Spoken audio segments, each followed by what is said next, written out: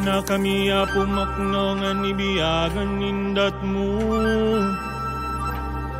Idatanda kami bikan mangat na pinggod mo.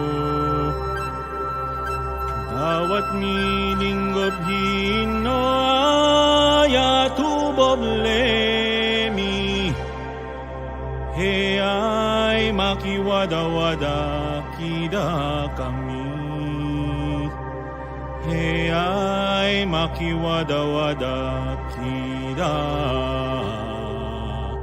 kami. He ay makiwada-wada, he ay makiwada-wada kida kami. Bismillahirrahmanirrahim. Assalamualaikum warahmatullahi ta'ala wal barakatuh. Salam pa mga kiaulungan sin Tuhan. Pianaugan niya Nabi Iban Quran. Kasilasan niya sa plag pakatilingkal alam. Maglasa kita niyo bat tumanang. Mbo Tuhan, tunggal nu sa sangdolan kami. Buwanin kami rijiki maglabi-labi. Law sangom rahmat nu subay pinudji. Hangkan kita bi subay magkasih-kasih.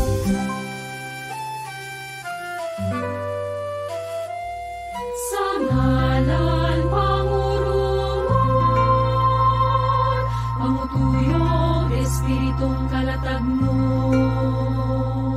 Pangurumon kang usalat, pangkalikupanan. Pangurumon kang pangirayan, pagkang walay sikog balantang nga makagululang. Pangurumon kang sinilagan, pangurumon kang apagatang pangurumon kang kasakwan, pangurumon kang suwadan, pangurumon kang panguruyon, pangirayon, pangitaban, pangitoy wat kang walay sikog balantang nga makagululang.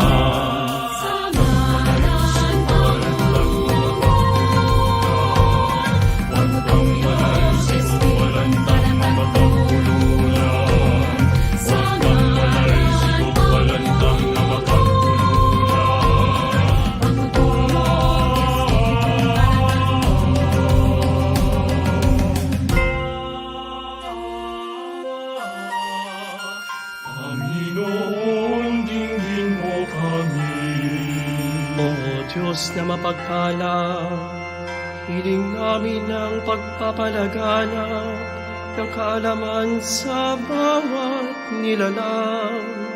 Panginoon, dinggin mo kami.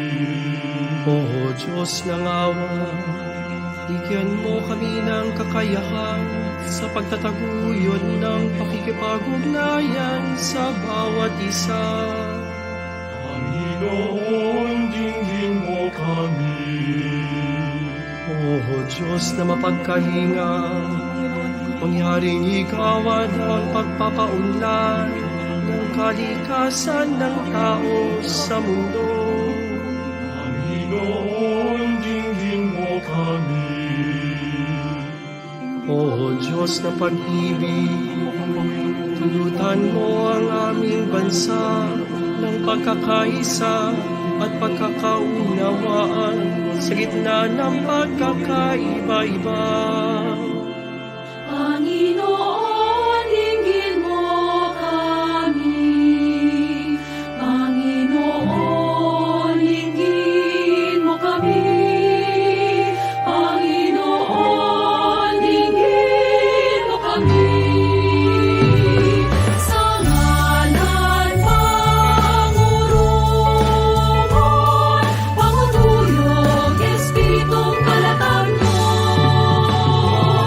Mawaling kami hijiki, upang labi-labi. Hayay makiwala-wala, hayay makiwala-wala kami. Hayay makiwala-wala kita kami.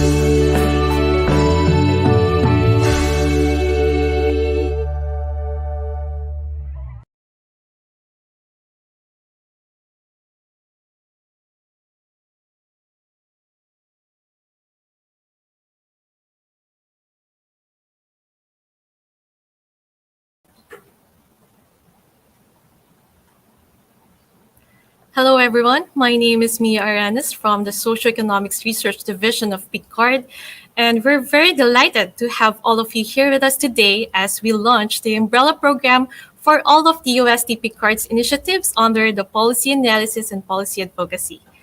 And we are very honored to have with us the Secretary of the Department of Science and Technology, Secretary Fortunato T. de la Peña, to give his message of support to this program.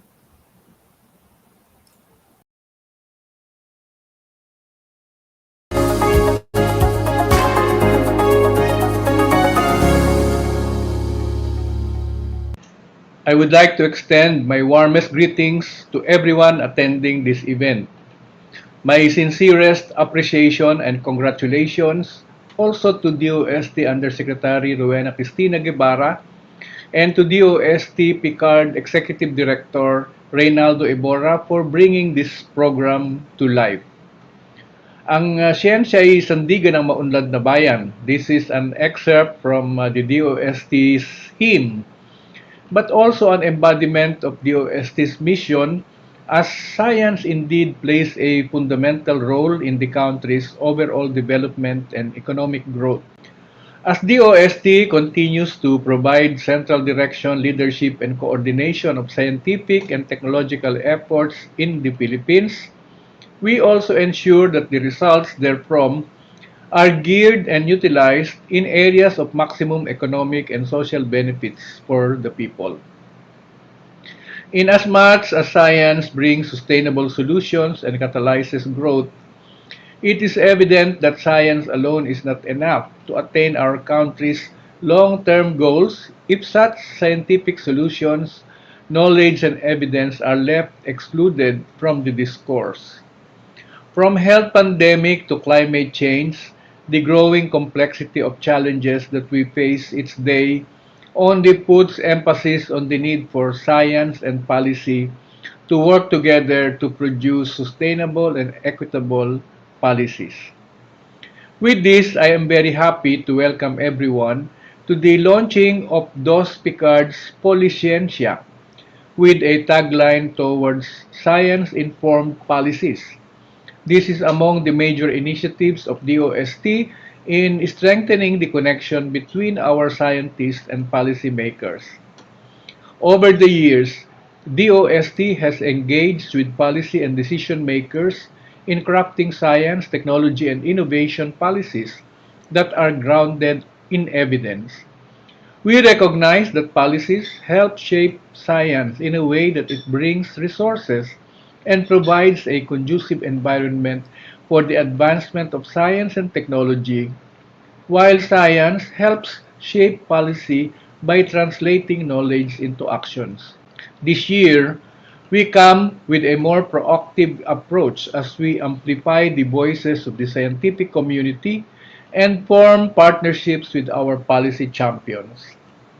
At this point, I would like to take this opportunity to call on our researchers to actively engage and serve as policy advocates, and to our policymakers to listen and have confidence in our researchers.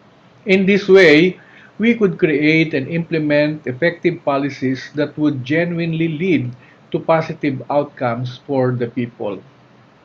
To our partners from the academe, our friends from the Congress and Senate, our colleagues from different agencies and institutions, and our media partners, thank you for your support and presence in today's program.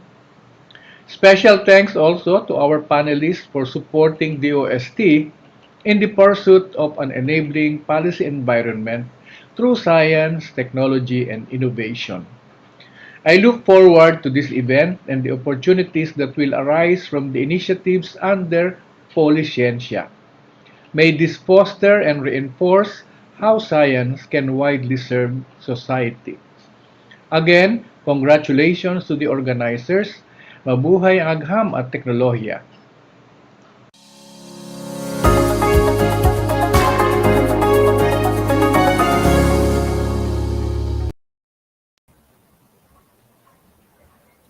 Thank you very much, Secretary De La Peña. And yes, we will definitely position Poliscientia to amplify the voices of the scientific community and form partnerships with our policy champions.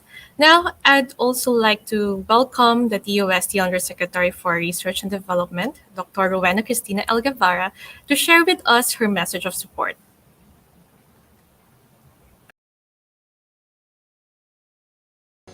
Magandang agham sa ating lahat. Welcome to the launching event of DOST Philippine Council for Agriculture, Aquatic, and Natural Resources Research and Development, or DOST-PCAARRD's Poliscientia.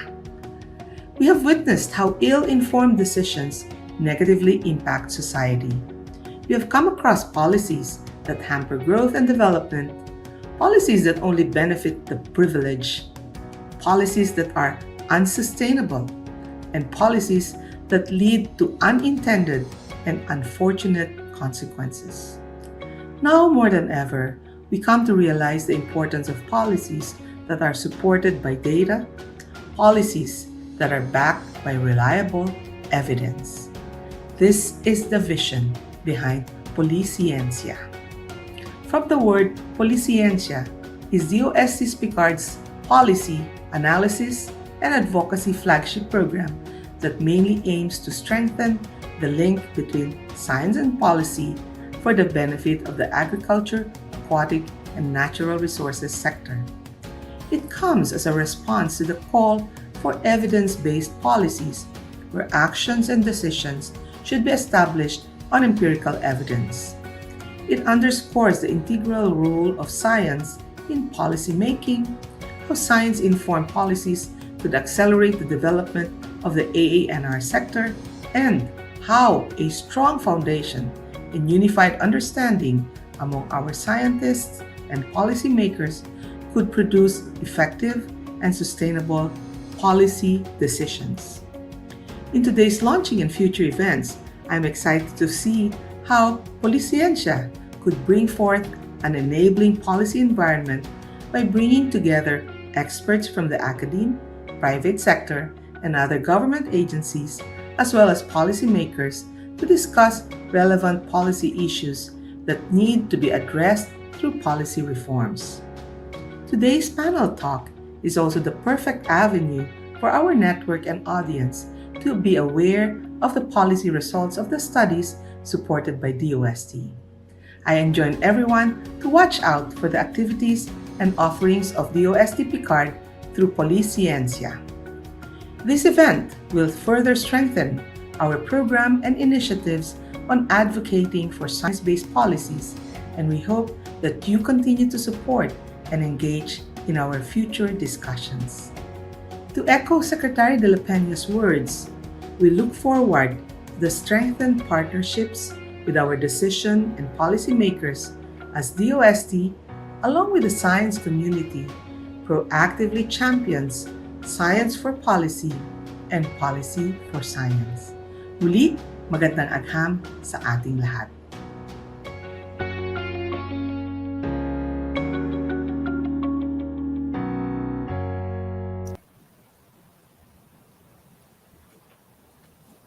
Thank you very much, Yusek Guevara.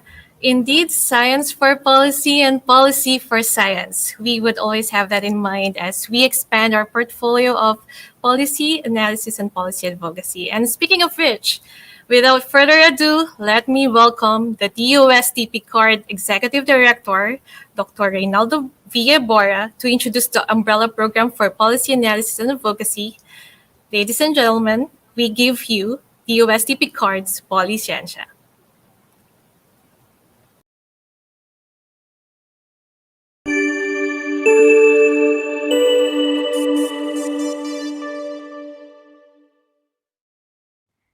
Research-driven insights can lead to optimal policies. Over the years, DOST-PCAARRD has continuously invested in socioeconomic and policy studies that generate insights towards achieving an enabling policy environment for the agriculture, aquatic, and natural resources or AANR sector. Responding to the need for more aggressive policy advocacy, we are launching Policiencia, an umbrella program integrating our policy analysis and advocacy initiatives. Policiencia means policia or policy, and ciencia or science. Through Policiencia, we aim to advance more science-informed and foresight-driven planning and policy development. Using the wealth of knowledge generated from R&D, we will intensify our efforts in advocating science-based policy reforms. We will also amplify the voice of science community in decision and policy making, not only in the AANR sector, but also in other science, technology, and innovation policy concerns.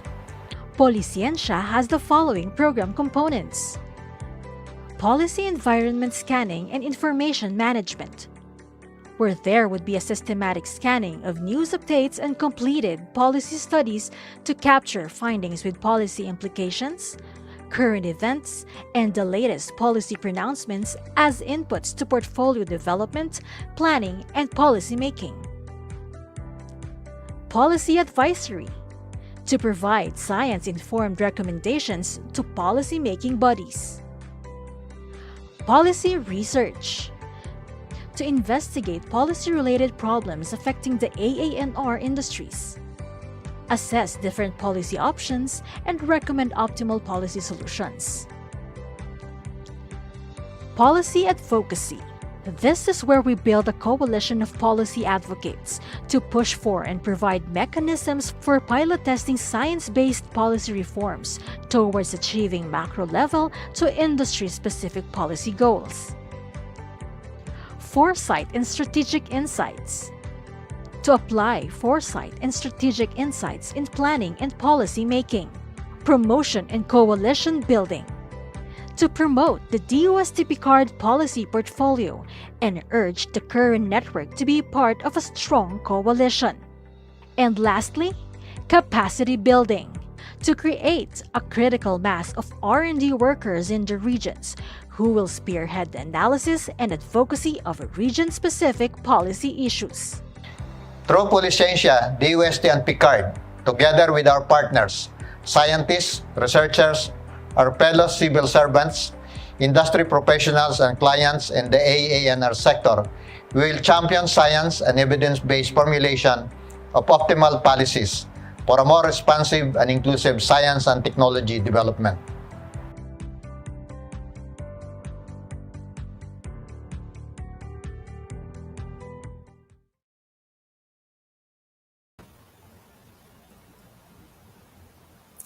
Thank you, Dr. Ebora. Do I hear some applause? Yay! And on top of that, we are happy to share that over the years, the portfolio for policy research and advocacy projects has been growing. And this is a testament to PCAARRD's recognition of the significant roles of policies in setting an enabling environment for science and technology development. And some of the key areas where we have a policy research and advocacy project are on the assessment of the regulatory environment for specific agriculture and aquatic commodity industries. We also have policy initiatives concerning or review concerning agricultural mechanization, and one on integrating blue economy and small island economy perspectives into the development planning, advocacy for watershed ecosystem management framework, and we cannot wait to share the findings and experiences based on those projects with all of you and with our partners in general, and essentially for us to start the conversation. But for now, we're moving on to the next part, which is the Poliscientia panel talk. This panel talk would be a regular event hosted by DOST-PCAARRD to create an engaging space where we'll discuss and highlight the findings and insights from policy studies supported by DOST-PCAARRD. And this morning, we will feature the findings of the project, assessment of policy constraints to the effective and efficient conduct of public R&D in the Philippines. This is implemented by the University of the Philippines, Las Bañas, and we are going to share with you an explainer video that will give the gist of the preliminary findings of the study.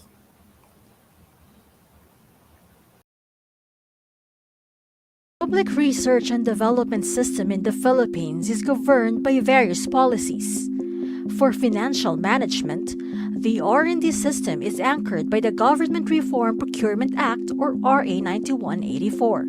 However, anecdotal evidence suggests that these challenge our scientists and researchers.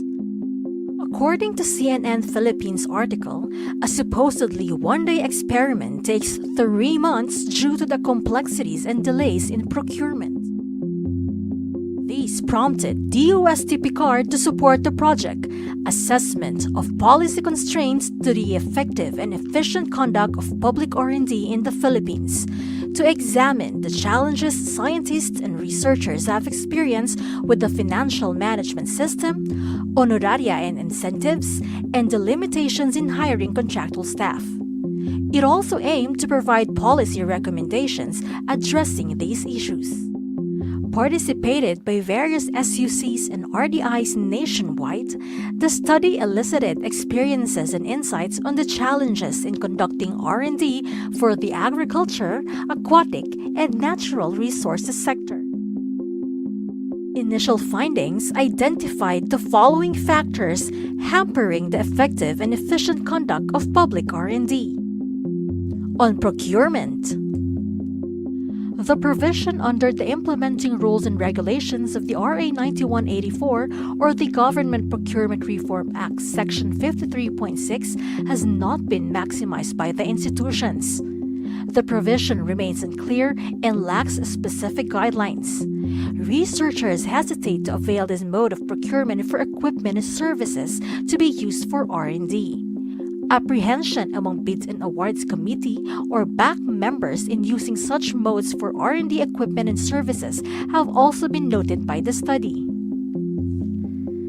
Lengthy process in accomplishing procurement documents, release of budget, and unforeseen events, particularly the outbreak of COVID-19.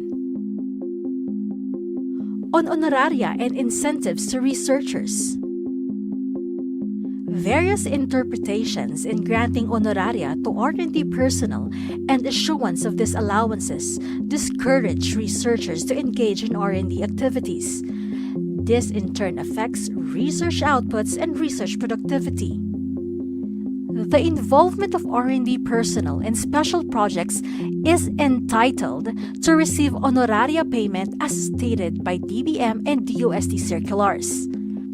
However, it should not exceed 25% of their annual basic salary. Data showed from COA audit annual reports that 13 SUCs have been issued an audit observation memorandum on the disallowance of grant of honoraria, mainly due to the involvement of the personnel in these special projects or inherent regular functions in the institution. On the security of tenure for S&T workers, Problems in contractualization may limit the hiring of project contractual staff, reducing employment opportunities and the S&T workforce in implementing research activities. Some of the issues posed in contractualization are the lack of security of tenure for contractual staff and limited regular plantilla positions. This results in a fast and high turnover rate. Researchers are seen as dispensable and highly to move out. While the deadline of the rules governing contractual staff is nearing, hiring of contractual project staff is put in an unclear position. Addressing these policy issues will lead to the effective, efficient, and successful conduct of public R&D, driving industrial growth and development of the country.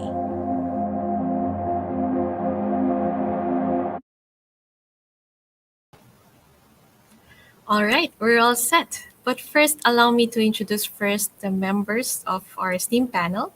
First, we have Professor Nelson Jose Vincent, or Professor Sonny Carejero, a professor from the College of Public Affairs and Development, and the lead of the project earlier mentioned, which is on the assessment of policy constraints to the efficient and effective conduct of public R&D in the Philippines. We also have Dr. Romulo Emmanuel Miral Jr., the Director General of the Congressional Policy and Budget Research Department of the House of Representatives.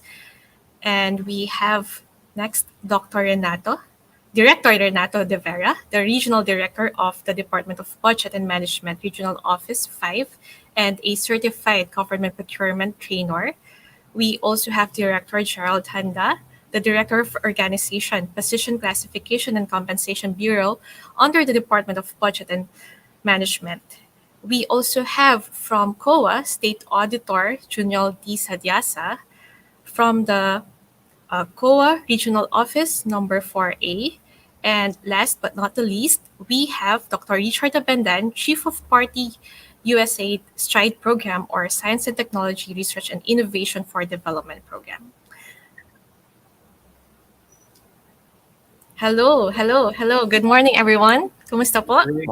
Good morning. Good morning. Good morning. Thank you for accepting our invitation for this panel talk. And as we begin the discussion, I'd like to ask our panelists to answer the questions as briefly, as directly as possible, so our audience can clearly understand the message that you want to convey. And for this panel talk, we are divided into 3 segments. First, we'll have the discussion among the panelists, and it will be followed by the open forum. We'll open the discussion for the questions of our audience. And lastly, we'll wrap up and request some key takeaways. We'll have some takeaways from our panelists. So let's get right into with our first segment. I'd like to start with Professor Sonny Carejero. Hello, sir. Magandang umaga po. And we've seen in the video earlier the initial results of the study, particularly the factors hampering the conduct of public R&D. But before we go to the results of your study, can you share briefly what the project is about and what it intends to address? Yeah, thank you very much. Good morning, Mamiya, and fellow panelists, and to all those who are tuned in and watching today. This research project examines the policy constraints to effective and efficient conduct of public R&D activities, specific provisions of the Government Procurement Act, or Republic Act 9184, and its 2016 implementing rules and regulations that constrain procurement were determined. Aside from this, we also look into the implications of 3 other policies of cash-based budgeting system, the granting of honoraria to research and development personnel, and the limitations of the hiring of contractual staff and the effect of these policies to the R&D operations. Thank you, Sir Sonny, and for sharing with us the background. And to add to that, and for everyone's information, this project took off from the presentation of PCAARRD's priority legislative agenda to the Philippine Congress through the office of Dr. Jun Miral, we're joined here by Dr. June Merrill from the Congressional Planning and Budget Research Department in 2019. And it's actually CPBRD, Dr. June Merrill's group, who recommended further investigation on the issue and to provide empirical evidence. Thank you, sir, for recommending that. And briefly, can you share with us the motivation for recommending that study? How would that help the reforms on the legislative side? Thank you, Mia.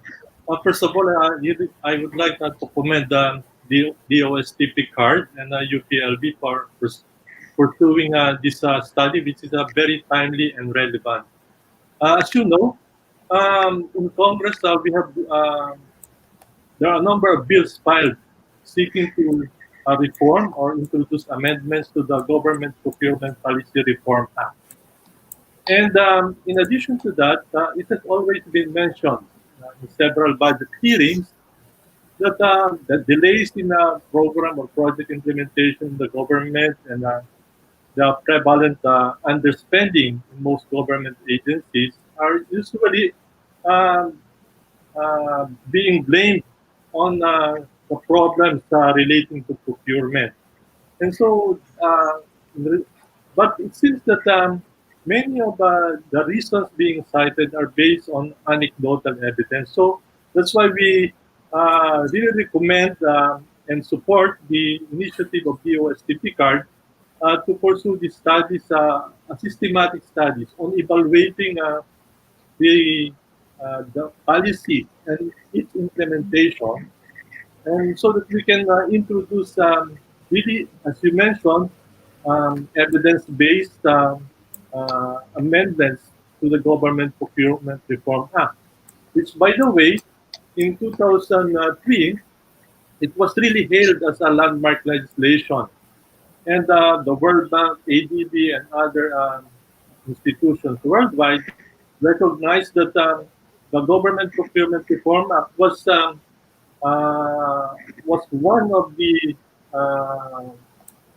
one of the best laws in terms of procurement. And considering where we came from before the law was passed, wherein there were several laws governing procurement. There were allegations of corruptions, lack of transparency, the presence of different policies and guidelines, sometimes conflicting, that governs procurement. And so the passage of the law, the Procurement Reform Act, which harmonized all the existing laws and policies on procurement and provide for greater transparency, competitiveness in government procurement, was really something that we are very happy.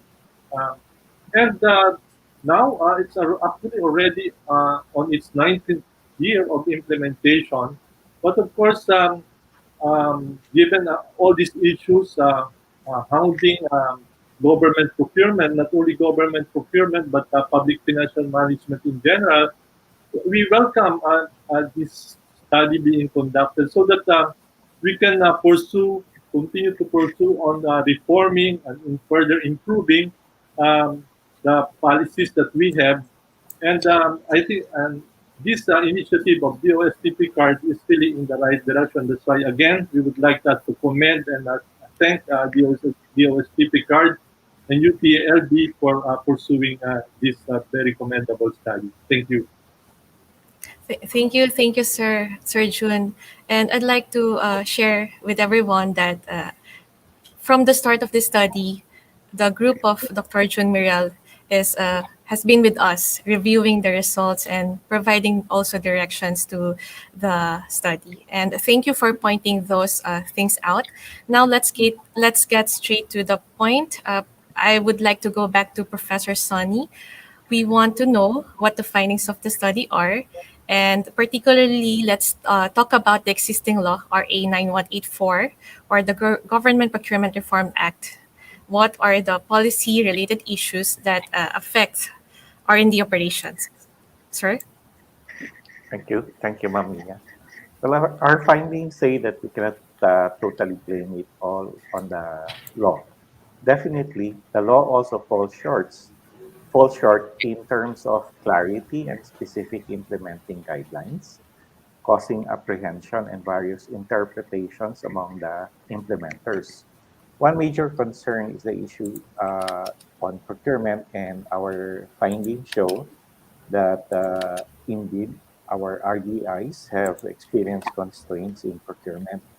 The financial management system of research and development operation is generally anchored with the Government Procurement Act and RA 9184. Under this law, uh, with the newest implementing rules and regulations under Section 53.6, titled Scientific, Scholarly, or Artistic Work, Exclusive Technology and Media Services, allows for negotiated procurement or alternative mode of procurement is created so that procurement activities uh, could be made which fall under the scientific, scholarly, and artistic and media services.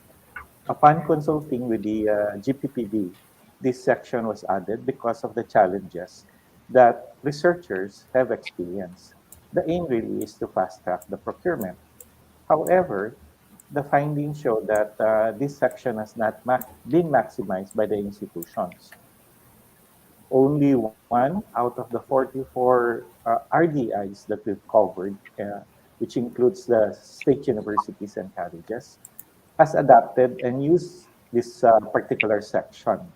From the surveys, from the survey and interviews, uh, there were 34% of our project leaders that remarked that the section should be modified to be fully utilized, citing that the part of the language of the law is unclear. It lacks also specific guidelines set for R&D activities. Mainly for research, specific activities were not cited, resulting in difficulties with compliance with the requirements. There is also a low appreciation among the bids and awards committee members or apprehension because research equipment and research services that the R&D sector needs are not explicitly cited in this particular section. I think, on the other hand, 15% felt that this mode of procurement could be more utilized if there is assistance from the Bids and Awards Committee and the back secretariat officers. I think relevant also to note is that 18% of the total respondents are not aware or are not familiar with the section 53.6. Ma'am Mia? Oh, so thank you, sir. So you're saying that the policy on procurement for R&D cannot be maximized because it lacks clarity and specific guidelines. And my next question would then be directed to one of our guests from USAID Stride, who also did a study related to this. Welcome to the panel talk, Dr. Richard Abendan. Do you Thank mind you. telling us? Yes, Welcome, first, sir. thank you to DOST card for having me here, and hello to our fellow panelists. Yeah, I think I have some slides that maybe I can sort of, if you want me to get on that quickly. But yes, we Uh-huh. do see similar findings from Professor Sunny. And Mia, do you want me to sort of go on with sort of some information from Yeah. our study? Okay, Yes, maybe sir. for like, I'll just keep it to like 5 minutes or less. I know it's a packed event, but It's okay, maybe sir. just go to the next slide. Just want to quickly introduce why Stride, the USAID program, is working on this. It's really about bringing inclusive economic growth by enabling science technology in the Philippines. Really, the innovation ecosystem. And a big component of our work is really on the regulatory environment around innovation. And so, how can we get everybody to work together and really create more productivity out of our research? Let's just fly to sort of the study already because I want to get to to answer the question. But just to sort of show here, we've done ecosystem assessment since 2014. Procurement always shows up, no? So this is not. We all know it's an old concern, but even up to 2019, respondents are still saying it's a big challenge. Let's go to the findings already, Mia. Keep going. We've done all these meetings and assessments and surveys. So last year or early this year, somebody mentioned a while ago about how can we look at beyond anecdotal evidence. So we try to do a survey just to see what's really the pulse of our researchers now about on procurement. We sort of looked at sort of these different components of procurement, all these things in the arrows there. But really, it boils down to processes, people, and policies. So next slide, please. And it's a small study. I was studying the panel here earlier this morning. 77 respondents. It's not specific to a particular research sector. Again, I want to stress this on R&D procurement in universities. 61% are from faculty, some are from the administrative positions, and you can see we got a mix from both public, private HEIs. We also actually split between UP and SUCs and non-UP SUCs in our study. Let's go on. I just picked out one part of the process to show, and we have many slides for this now. But just this one sample to show that it actually mimics what Professor Sunny was talking about. That really on this step from bids to official orders, you can see here the population. So maroon is the UP population, green is private, and public are SUCs that are not UP. And you can see most of the population in like general supplies and consumables on the left, and laboratory supplies, generally are okay. 30 to 50 to 60% fall under the 30-day procurements. But you can see UP and the SUCs, more of them still, as a percentage, still lie in the 30 to 100 working days, and in extreme cases, more than 150 days. You can see for lab equipment, less than 1 million only. It's now getting more skewed now, where you can see there's more of a UP population saying that they're taking procurements that are 50, almost 100 days in procurement, compared to private HEIs, which are about, more of them are lying under 30-day procurement regimes. So again, there's something that's sort of not new. In a way, it's expected. It mimics what Professor Sunny has seen. You can see there's also a disparity between UP and SUC procurements in trends, and we can dice and look at that further if you want. But just so for this context of this panel, I want to highlight this. Next slide, please. So key findings and processes. This actually almost parallels what we've seen from Professor Sunny. Like 55% said they have they find the rules and guidelines sort of a little bit confusing and something difficult to implement. We've also seen that, as we said, private HEIs fare better than public HEIs. However, on higher value procurements, it tends to equalize a little bit, right? But even private HEIs have difficulty procurement in large equipment. But also in importations, been cited as a big concern. And this maybe ties to what Professor Sunny said. It's not just the law, right? It's easy to say it's just the law that's the issue here. There are other factors here involved. In fact, I didn't go down the whole process continuum there, even in different steps of the procurement processes. Some of them is not really tied to the law, right? It's based on in-house systems, other regulatory issues. So we know there's a myriad of different factors that are affecting procurement as of late. But just to sort of give a quick taste of what we have in the process side. Next slide. What else do people say on the people side?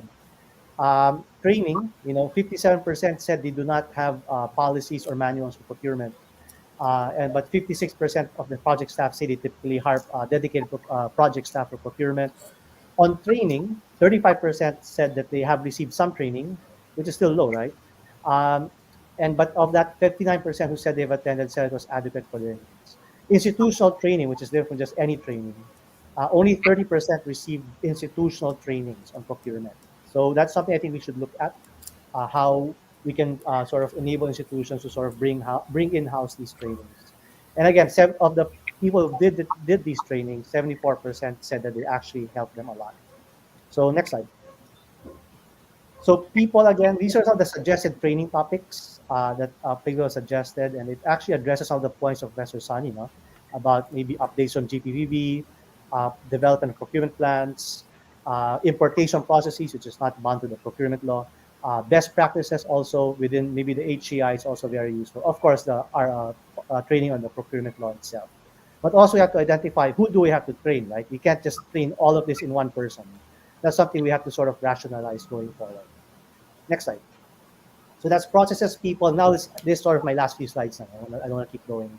But on policy, this again sort of parallels what the PCAARRD study has seen. of the survey we've done, only 25% of the 70 plus respondents are aware of alternative procurement. Awareness pa lang yan, ha? And of those who are aware, almost half have utilized the said method. So that's still not great, no? But you can see the numbers there. Again, this is only a population of 70 plus. So we wish to make this bigger. But if we want to look at the sampling size, that's the thing we're seeing. Next slide, please. And this again on 53.6, I'm still on this topic. SUC respondents have cited several challenges in using 53.6. And Professor Sunny mentioned that also. No?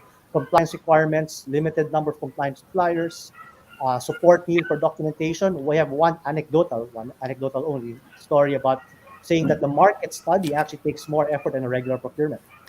And so even those who have never used 53.6 say they actually have the lack of awareness and institutional concerns from using 53.6 from other regulatory agencies. And again, this is all known about the stopgap measures of people, what they use, paying out of pocket, conducting activities with, in lab, with other labs, and borrowing equipment. No, it's sad, right? But in a way, it's true. So just want to mention that. Next slide. So just again, how we use emergency procurement, we try to look at data, and so during the whole emergency procurement regimes in the past year and a half, under the Bayanihan Act, we've seen that of the awarded contracts among SUCs, only one in Bayanihan 1, 31 in Bayanihan 1 and 4 in Bayanihan 2 have used that. But of that, next slide, only I think 2 are actually use it to procure equipment. The rest are mostly relief supplies and PPEs. Just to give you a flavor. But again, how it correlates to R&D procurement, it's yet to be seen. Next slide. And this is my last slide quickly, just to show we have some sort of data that for just UP of College of Science, we see only 2 uses of 53.6 in the last 2 years for procurement in the whole of College of Science of UP Diliman. So out of 800 plus transactions, only 2 have been used in the last 2 years. I think that's it for my slides. So I sort of flew through that because I want to keep time for the discussions. But as I just want to sort of sum up that, yes, it's not just on one law. It's on the implementation side that Professor Sunny was mentioning. Also, how can we support different parts of the procurement regime? It's not just on the policy side. There's the people side, processes side. The STRIDE program, we're working on different parts of this. We can't solve this in one single stroke. But I think if we can identify long-ranging policies early on and also look at process on the ground and work on that together, I think we can sort of get some headway in the procurement side of R&D. Thank you. Thank you, Sir Richard. Definitely, based on the study that you did and also the study by Professor Sonny, definitely there's many factors affecting the procurement, not just the law. And there's so much to be done in terms of capacity development. And there are so many take-off points that we got from both presentations and discussions. One interesting is that there are variations in procurement duration by institution. And it is something that could be examined further in terms of the influencing factors and the need to improve the specific provisions. And third, I'm not sure if this is surprising for DBM, the lack of awareness on 53.6.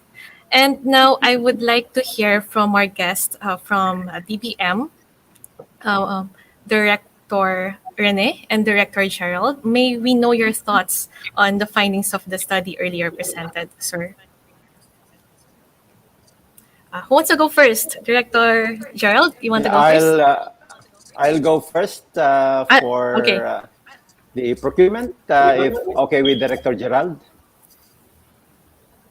Okay, good morning, Yes, everyone. That's okay, sir.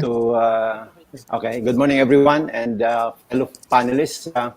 I was requested by GPPB Technical Support Office to act as a panelist to provide insights and comments on using the alternative methods of procurement, particularly Section 53.6 of the IRR of RA 9184.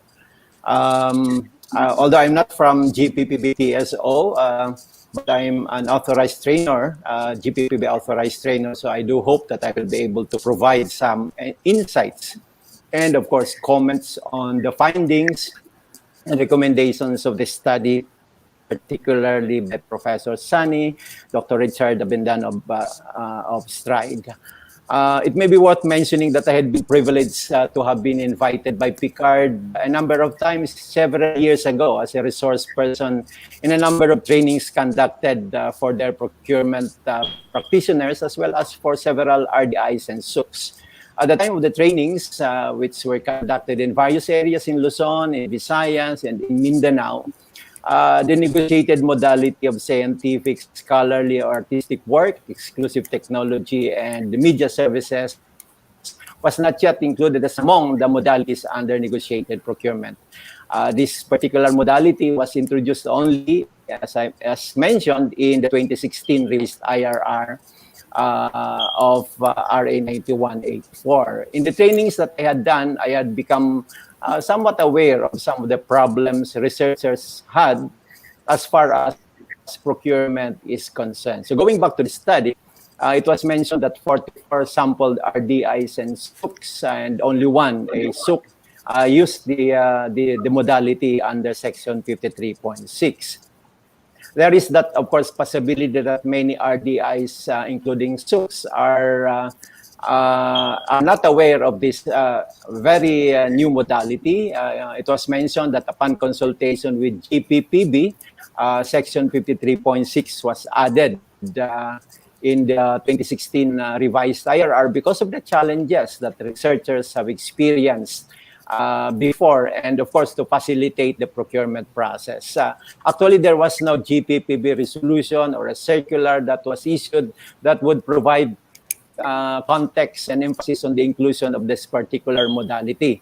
So it's possible that a good number of procuring entities, procurement practitioners may not be aware of the new modality nor the conditions for its use. So as mentioned earlier by Professor Sani, among the key findings why the use of this modality is not maximized in the R&D procurement is that, and I quote, the language and wordings are very tricky. Also that the words research services, quote and unquote, supplies and equipment, quote and unquote, were not mentioned in Section 53.6. It is even proposed that the provision should include the term, quote and unquote, laboratory equipment / supplies. Used in some research projects. Furthermore, part of the comments is that the provision does not include analytical services used for research as consultancy services assigned to research. So to answer these comments, let us go over once more to the provision of Section 53.6. Section 53.6 of the IRR states that, and I quote, where goods, infrastructure projects, and consulting services can be contracted to a particular supplier, contractor, or consultant, and as determined by the HOPE. So this modality applies for the procurement of goods, for the procurement of infrastructure projects, and for the procurement of consulting services. However, it is not available for just procurement of any goods, infra, or consulting services, because there's a listing that follows of the situations or of the instances or of the conditions, if you will, which limit the use of this particular method, specifically for the procurement of special types of goods or special types of infrastructure projects or consulting services. And of course, one of which, and I think this is the item applicable for R&D, is 53.6b, which is scientific, academic, scholarly work, or research, or legal services, as of course provided for under Section 53.6. Okay, so in Annex 8, I don't know even if practitioners or procurement practitioners are also familiar with Annex 8, which is part of the IRR. Annex 8 is the consolidated guidelines for the alternative methods of procurement. And under that consolidated guidelines, of course, we have the guidelines for the use of this modality.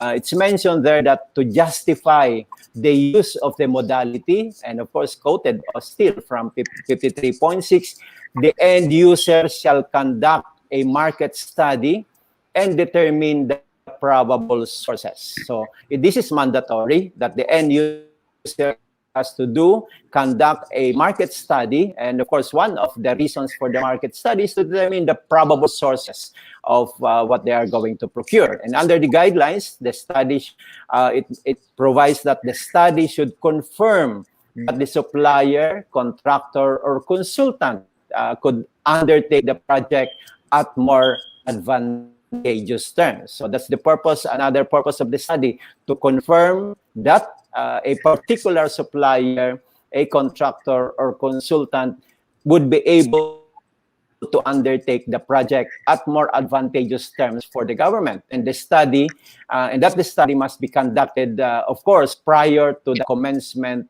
of the procurement process. So based on these foregoing provisions of Section 53.6 as well as Annex 8 of the IRR, it's possible that there could be more than one or several probable sources of suppliers, contractors, or consultants for the project.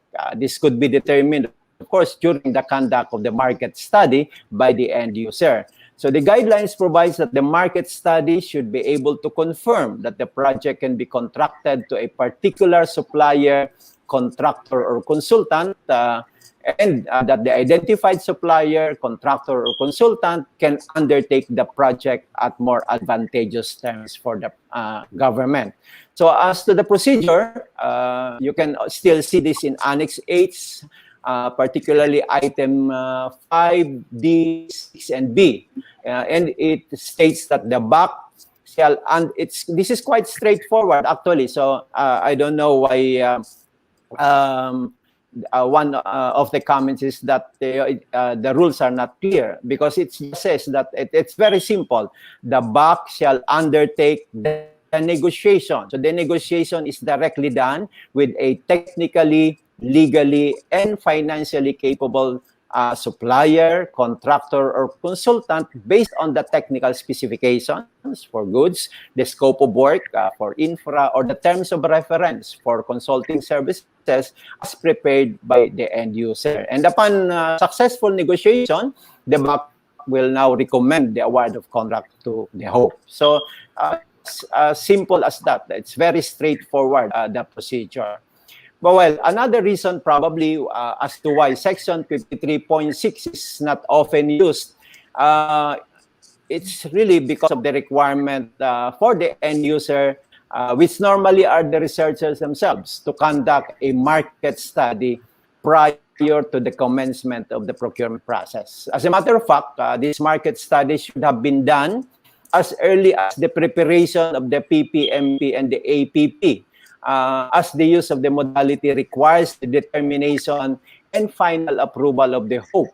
In the case of SUCs, of course, we know that the HOPE is the Board of Trustees or the Board of Regents, which only meet once in a quarter unless there's a special session. So unless delegated to the SUC president, it, of course, this will contribute to the delay further in the procurement process. But I think it's very important that the end user unit, whether this is the researchers themselves, should understand that they should prepare the market study. It's a requirement. They should prepare this as early as the preparation of the PPMP or the Project Procurement Management Plan and the Annual Procurement Plan or the APP. The study also mentions that the phrase research services, quote and unquote, is not mentioned in Section 53.6. From a reading of the provisions of 53.6, the inclusion of research services, although not together as a single phrase, we understand that, but still that can be clearly seen that research services is included. And one of the instances for the modality to be used, of course, as we mentioned, scientific, academic, or scholarly work, or research or legal services. Well, nasingit lang yung or legal services. But of course, the intention is that would cover research services. So definitely research services. is included, and these services could fall under procurement of consulting services. So procurement of consulting services, or if you think that it would not fall under consulting services, then just procurement of services. However, one of the problems that researchers may have is that most researchers are government personnel. Hence, they could not be hired as consultants under consulting services. Otherwise, there would be a problem of double compensation. So payment of honoraria is, however, allowed, although it appears that there are also separate issues on this. And that's why we have you have Director Gerald as one of the panelists. So if the research services will be conducted by a consultant, so assuming it will be conducted by a consultant, whether that consultant is an individual consultant or a firm, a partnership or a corporation or a cooperative, then the provision on the use of this method, which is Section 53.6 for research services, may definitely apply. So, applicable po talaga siya. So, if procurement of consulting services for research will apply, what about the procurement of supplies, the procurement of equipment, or even the laboratory equipment as commented? So, mentioned, it was not mentioned in Section 53.6. Kailangan ba mention sa Section 53.6 para mapag-procure tayo dito? So, although not specifically mentioned in Section 53.6, the procurement of laboratory supplies and equipment may be included as part of a single procurement project, which is, of course, the procurement of consulting services. It will be in the nature of a mixed procurement. Ang tawag po namin dyan ay mixed procurement. Isang procurement na mayroong consulting services, mayroong goods, it could be mayroon ding infra. Okay, so ganun po yung possibility dyan. And of course, it's up to the procuring entity, particularly the BAC, to determine if this would fall under procurement of consulting services. So all those supplies and equipment are considered as goods. It can be procured as part of consulting services. So it will be part of the deliverable of the consultant. Yes, Mamiya. Yes, thank you, Sir Rene. No? Medyo So, yes. Yeah. Nga po, there's so much to unpack here, and I wish we could have more time to discuss that. Maybe in another venue we can do that together with the project team of Professor Sonny. And what I'm getting from your discussion or in your sharing is that as long as there is a good market study for the procurement, prior to the procurement, our researchers can avail of the 53.6 for R&D use. Tama po ba, sir? Yes, Is because that what the you're market saying? study would be the basis first of including Section 53.6 in the annual procurement plan, whether it's in the indicative annual procurement plan or the regular annual procurement plan, because of course the rules provides that you cannot do any procurement without an approved APP. And kung hindi siya kasama sa annual procurement plan, then of course the BAC will look for the market study, because it is mandatory for a market study to be prepared by the end user. So because the market study would be able to identify the sources and even a particular supplier or a consultant for that matter. Okay, thank you, Sir Rene. Now I want to go back to Professor Sonny, Dr. Richard, and Dr. June Miral, because what our colleague from DBM, Sir Rene, is saying that it's okay that our researchers use that particular mode of procurement. But apparently, based on our findings, there has been apprehension, meron silang mga parang doubt or parang mga doubt na if they are okay to use that. Can we have your thoughts on how we can address that? Yeah, I think it's more of really the implementation, and it really requires capacity. I think the problem here, because I'm also a member of the Bids and Awards Committee at the House of Representatives, and our main problem also is with the end users, because the end users are the ones who are supposed to provide the terms of reference, conduct this market study, and if they don't have like the capacity or training to do this, because like in our department is mainly concerned with research, not with, with the actual procurement of goods and services that we will need in our research. So even our staff are not trained to conduct this market study. So that's the problem. I think, and I think there is where the problem lies in terms of the really the capacity, but not so much when it comes to the provisions of the law. That's why I have some problems when the proposed bills are like seeking to exempt, like seeking to exempt our research and development of less than 100,000 from the government procurement reform acts, and then what would be the guidelines that would apply to them if they get exempted? So those are many the questions that are faced, and so I think it's more like of capacity building, really investing resources and capacitating the individuals who are supposed to do this procurement.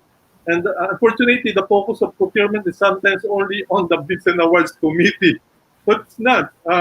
It's really the whole agency.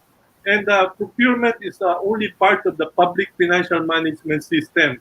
And if you have some problems in planning, it will somehow manifest itself in the procurement when you conduct the procurement. So I think that that's why this study is very important, and I hope it really uncovers where the bottlenecks are and how these bottlenecks can be addressed. Because otherwise, we'll be amending the law and we'll be having this unintended consequences also of if these amendments are not properly studied. Okay. Thank you, Sir Jun. Professor Sonny, your thoughts, please, and then Dr. Richard. Thank you, Mamiya. I think let me try to do probably two options for policy reforms. One really is to make sure that the language of 53.6 is made clearer, because the academic community might not be so familiar with the language and what would be the things that would be covered under the 53.6, as Director De Vera mentioned. I think if you can make that 53.6, if there's an amendment to the 53.6, make sure that all possible areas in conducting research and development activities could be included there. Then definitely the R&Dis, the SUCs, people who are in the academia will have a clearer picture on what is allowable. A second, I think, while Dr. Junmiral mentioned about capacity building, we note that under 9184, the minimum number of training hours for back secretariat and PWG members would be 8 hours. In our study, we've seen that they went beyond the 8 hours. Some are, I think, have undergone 38 to 93 hours of training in 9184. But the thing here is, having sat in the GPPB training activities that have been conducted over the past this year, I think 53.6 is really not as emphasized when they are interacting with RDIs. And I think if the national trainers will emphasize, put it into context when they interact with the RDIs, that this would be more beneficial to them to take into consideration, then it might be able to really bring procurement better in our conduct of RDIs, conduct of research and development. Yeah. Thank you, Sir Sonny. Sir Richard. Yeah, first I'd like to echo what Professor Sonny was saying. The clarity issue of 53.6 is still there. It's still subject to interpretation. So I was going to ask Director De Vera kasi I think the whole issue here, like Professor Sonny mentioned it, there's no word instrumentation in B. right? But it's in C for health, no? So there's that interpretation gray area, and going to the capacity development side, if we can build that in, great, no? But that has to be, who's gonna say that, right? To train and our procurement officers say, look, you can use it for scientific equipment because 53.6B you're covered, or you have to use it through different means if it's a mixed procurement. Who's saying that? Because right now, whoever interprets it, that's what's going to happen. And we initially, years ago, there was discussions, can GPB issue a memo or COA? I know that's sort of something that has to be discussed among agencies and who should do that and if they can do it.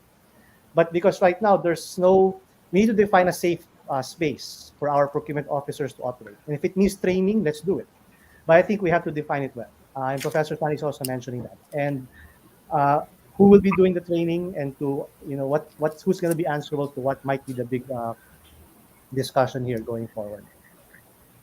Thank you, Sir Richard. So we're nearing the end of the discussion for the first topic on procurement. I would like to invite Sir Richard to... Can I make okay, sir. a general answer to all the... Okay. So on the capacity building, I would agree with Dr. Miral that end users should be capacitated, because focus is usually on the members of the BAC, the secretariat, and the technical working group. But there's a big role that the end users play, and one of these is the market study.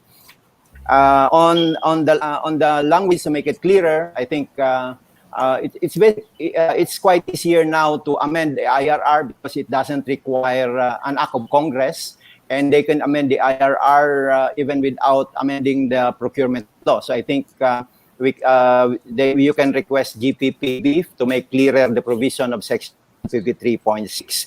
And as far as training, still focus should be probably trainings can be conducted for RDIs and SUCs, particularly on the use of Section 53.6, because as observed, when we conduct trainings, we want to cover as much ground as possible. So therefore, focus on specific sections normally is sacrificed. And on the use of scientific laboratory equipment, although not mentioned in Section 53.6, again, this redounds to the training, capacity building of the end users, because they are the ones preparing the terms of reference.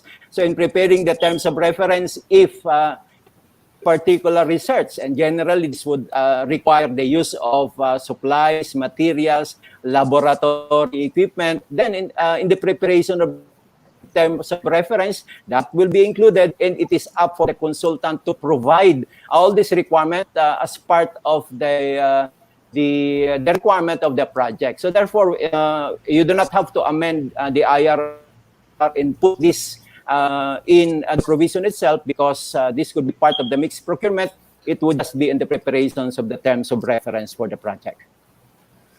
Thank you, sir. And you made my job this morning easier by wrapping those up. But we won't, for sure, we won't stop here. We will definitely reach out to everyone for the continuation of the discussion, maybe in another venue. But just to close this first topic, I'd like to invite Sir Richard for maybe you have something to share. Yeah, just my one point, since we talked about training, just to bring it up in this group, and we don't have to resolve this now. Maybe Mia, can you share my last slide? I didn't touch it when I talked a while ago. It was, and I mentioned this to Director De Vera earlier this morning. Ito yung mga proposed reforms in policies. I can share this with the group.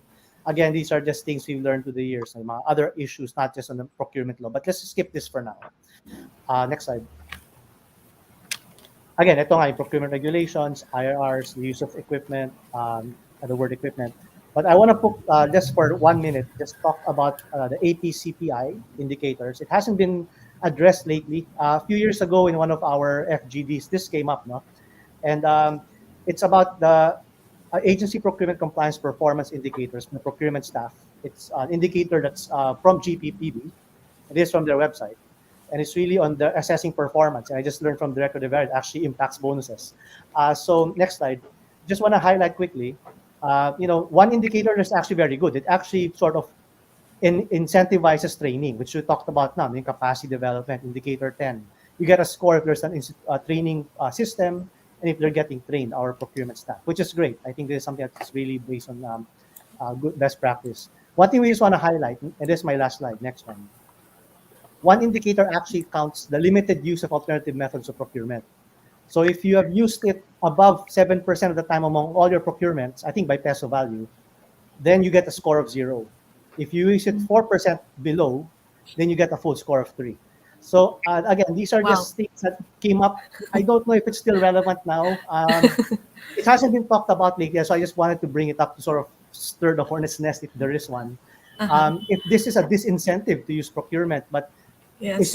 are the indicators standardized? Are they required? Does it really matter? Maybe the values are so low anyways that you'll never go above 7% anyways, even though if you use it rationally, then maybe it's not an issue. But I just want to bring it up because it might look like it's you're sort of incentivizing alternative methods of procurement. That's it. Yes. I just want to close it off that way. Thank you. Thank you, Sir Richard. So that is something we will take note of as we continue the study of Professor Sonny Carrejero, and we'll definitely go back to every one of you for the validation of findings But there. Yes, ma'am. Mia, probably Yes. I can just provide some answer to that, and I've here Okay. added to the information I gave Dr. Richard. Yes, Go the ahead, sir. guidelines for the grant of the performance-based bonus, there is a requirement for the submission of the result of the APCPI. However, for the comfort of those listening, hindi po yung score kung mababa ang score, hindi po ibig sabihin hindi kayo entitled sa performance-based bonus. So it's not really whether you got a high score or a low score. By the way, self-assessment po ang APCPI. But the result would at least guide policymakers, again, in improving the policies. So if for example, GPPBs sees that, procuring entities still got low scores as far as training is concerned, then probably more trainings will be provided. If they got low score in the use of the public bidding, then probably more clarification has to be done, including the use of the alternative methods of procurement. So it doesn't matter with whether you got low score or high score, so long as they conduct the APCPI. As of now. Thank you, Sir Rene. Okay, so that's it for the topic 1 on procurement. On to the second topic, incentives. And this is something that is directly affecting our researchers and scientists. And let's talk about the honorarium for our researchers. Specifically, in the USD-funded projects, the part of the budget is the honorarium to the proponents. But it seems like there are cases where disallowances happen. So I'd like to invite again, but before that, can we let in SA? Welcome, S.A. Juniel from COA Regional Office 4A. Okay, so Professor Sonny, can you share with the group or with everyone the findings of your study regarding the honorarium? Thank you, Ma'am Lia. Well, aside from the procurement issues that constrain the conduct of public R&D, the incentive system and the provision of honoraria to R&D personnel also hamper effective R&D operation. Specifically, this is governed by the Joint Circular DBM-EUST number 1, series of 2013, entitled Magna Carta for Scientists, Engineers, Researchers, and other S&T personnel in the government. And this entitles S&T personnel on the grant of honoraria, providing that the honoraria will of each personnel per special project, they would be able to receive not exceeding 25% of their annual basic salary. While the policies are being could very well be implemented, we looked into the COA annual audit reports of 2013 and 2019, where there were 13 SUCs that have been issued audit observation memorandum on the disallowance of the honoraria. 80% of these disallowances were from research and development and extension projects, outsourced from the national government agencies. 25% of these were funded by the UST and the attached agencies, and 19% coming from the Department of Agriculture and attached agencies. We also found out that part of this is coming from the CHED. In the AOM's Audit Observation Memorandum of COA, it stated that the personnel from the different institutions are not eligible and entitled to the provision of honoraria since their participation is within the personnel's regular and permanent function. The special project activities are inherent to their positions, was the finding of COA. And again, I think part and parcel of the finding is that some personnel who are not part of DOST per se, but have been conferred with scientist rank under the scientific career system, where had been affected by the disallowances. How did this affect the R&D individuals? The researchers stated that this could discourage the researchers from engaging in research activities and affect the generation of research outputs and research productivity in general. And I think some of the researchers that we've interacted with lament that the current rate is too low and that the additional workload in generating research output is not commensurate with the current rate. So the imposition of the honorarium cap limits the involvement of research and development personnel to conduct multiple research activities. Mamiya? Thank you, Sir Sonny. May I invite Director Gerald Handa to provide his insights and comments on the findings of the study, sir? Good morning, Mia. We'd like to thank DOST, PCAARRD, and the UPLB for this relevant and in-depth policy research. May I just highlight that, as mentioned by Professor Sani, we have an existing issuance currently, which is the DBM-DOST Joint Circular number 1 series of 2013, which provides the rules and regulation on the grant of Magna Carta benefits to science and technology personnel. And one of these Magna Carta benefits is the honoraria for assignment in special project. But with regard to special project, we have separate rules on this. In particular, we have Section 55 of the General Provisions of the 2021 General Appropriations Act, which states that honoraria may be paid to government personnel who are assigned in special projects, provided that first, these projects are reform-oriented or developmental, and such assignment entails rendition of additional work, which will be on top of their regular workload. So that, among others, these are the conditions for the grant of honorarium or honoraria to personnel involved in special projects. In particular, the DBM issued Budget Circular 2007-2 to provide the guidelines on the grant of honoraria in their involvement in special projects.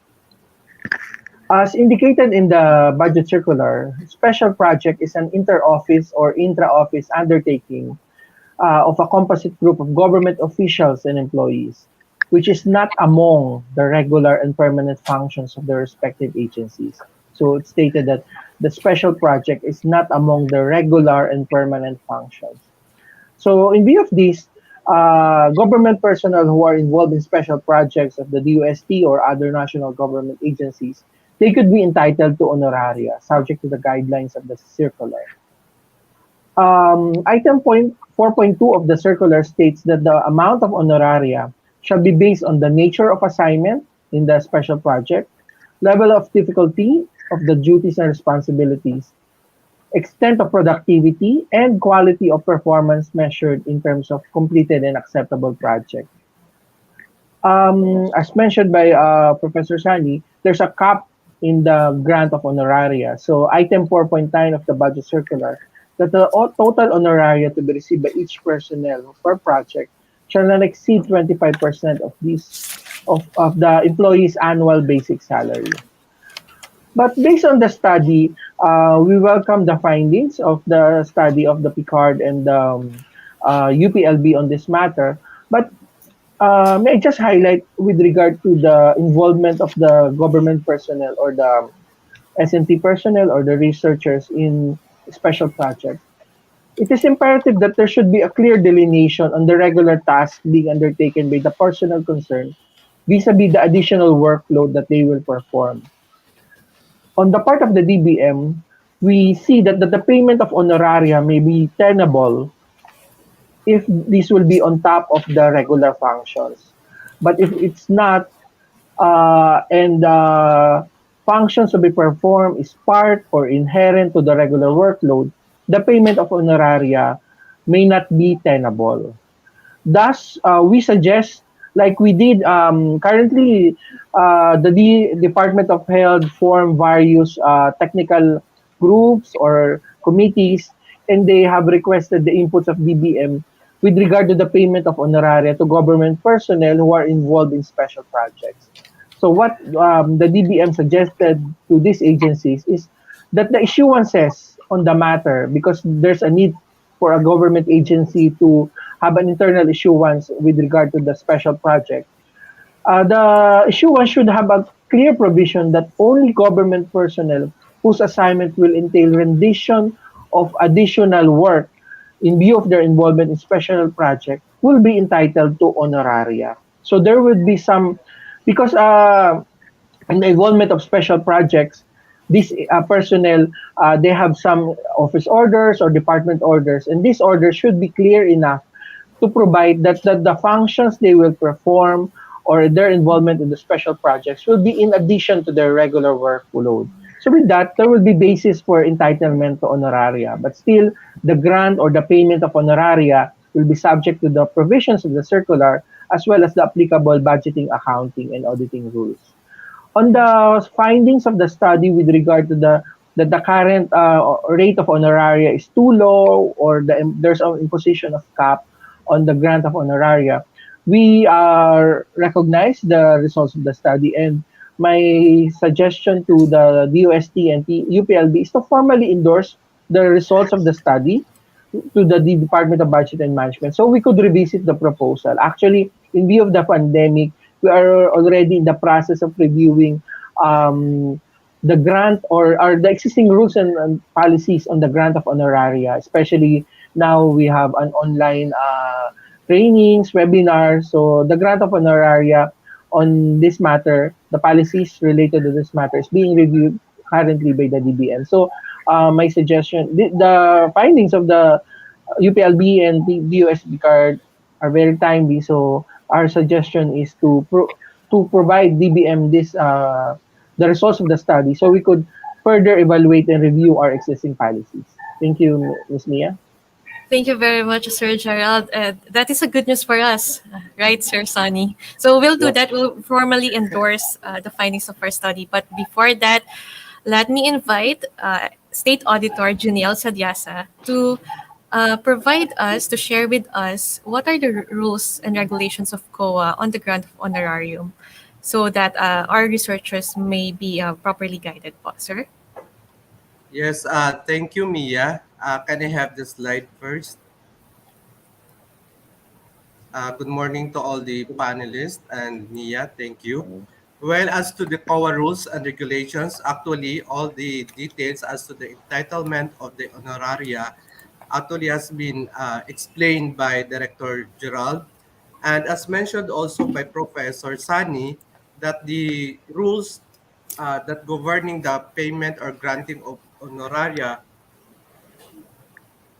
pertains to COA, I mean, Budget Circular 2007-002 as well as DOST 2003-001. But as of now, and also as mentioned by Director Gerald, we already have the joint circular from the DBM and DOST, that's 2013-001. But before that, next slide, please. To mention first, as our basis, on the issuance of any AOM and as to the disallowance of any grant of honoraria, we are doing this pursuant to our function under Section 2 of Article 9-D of the 1987 Constitution. Well, as stated there, that we are conducting our audit on a post-audit basis.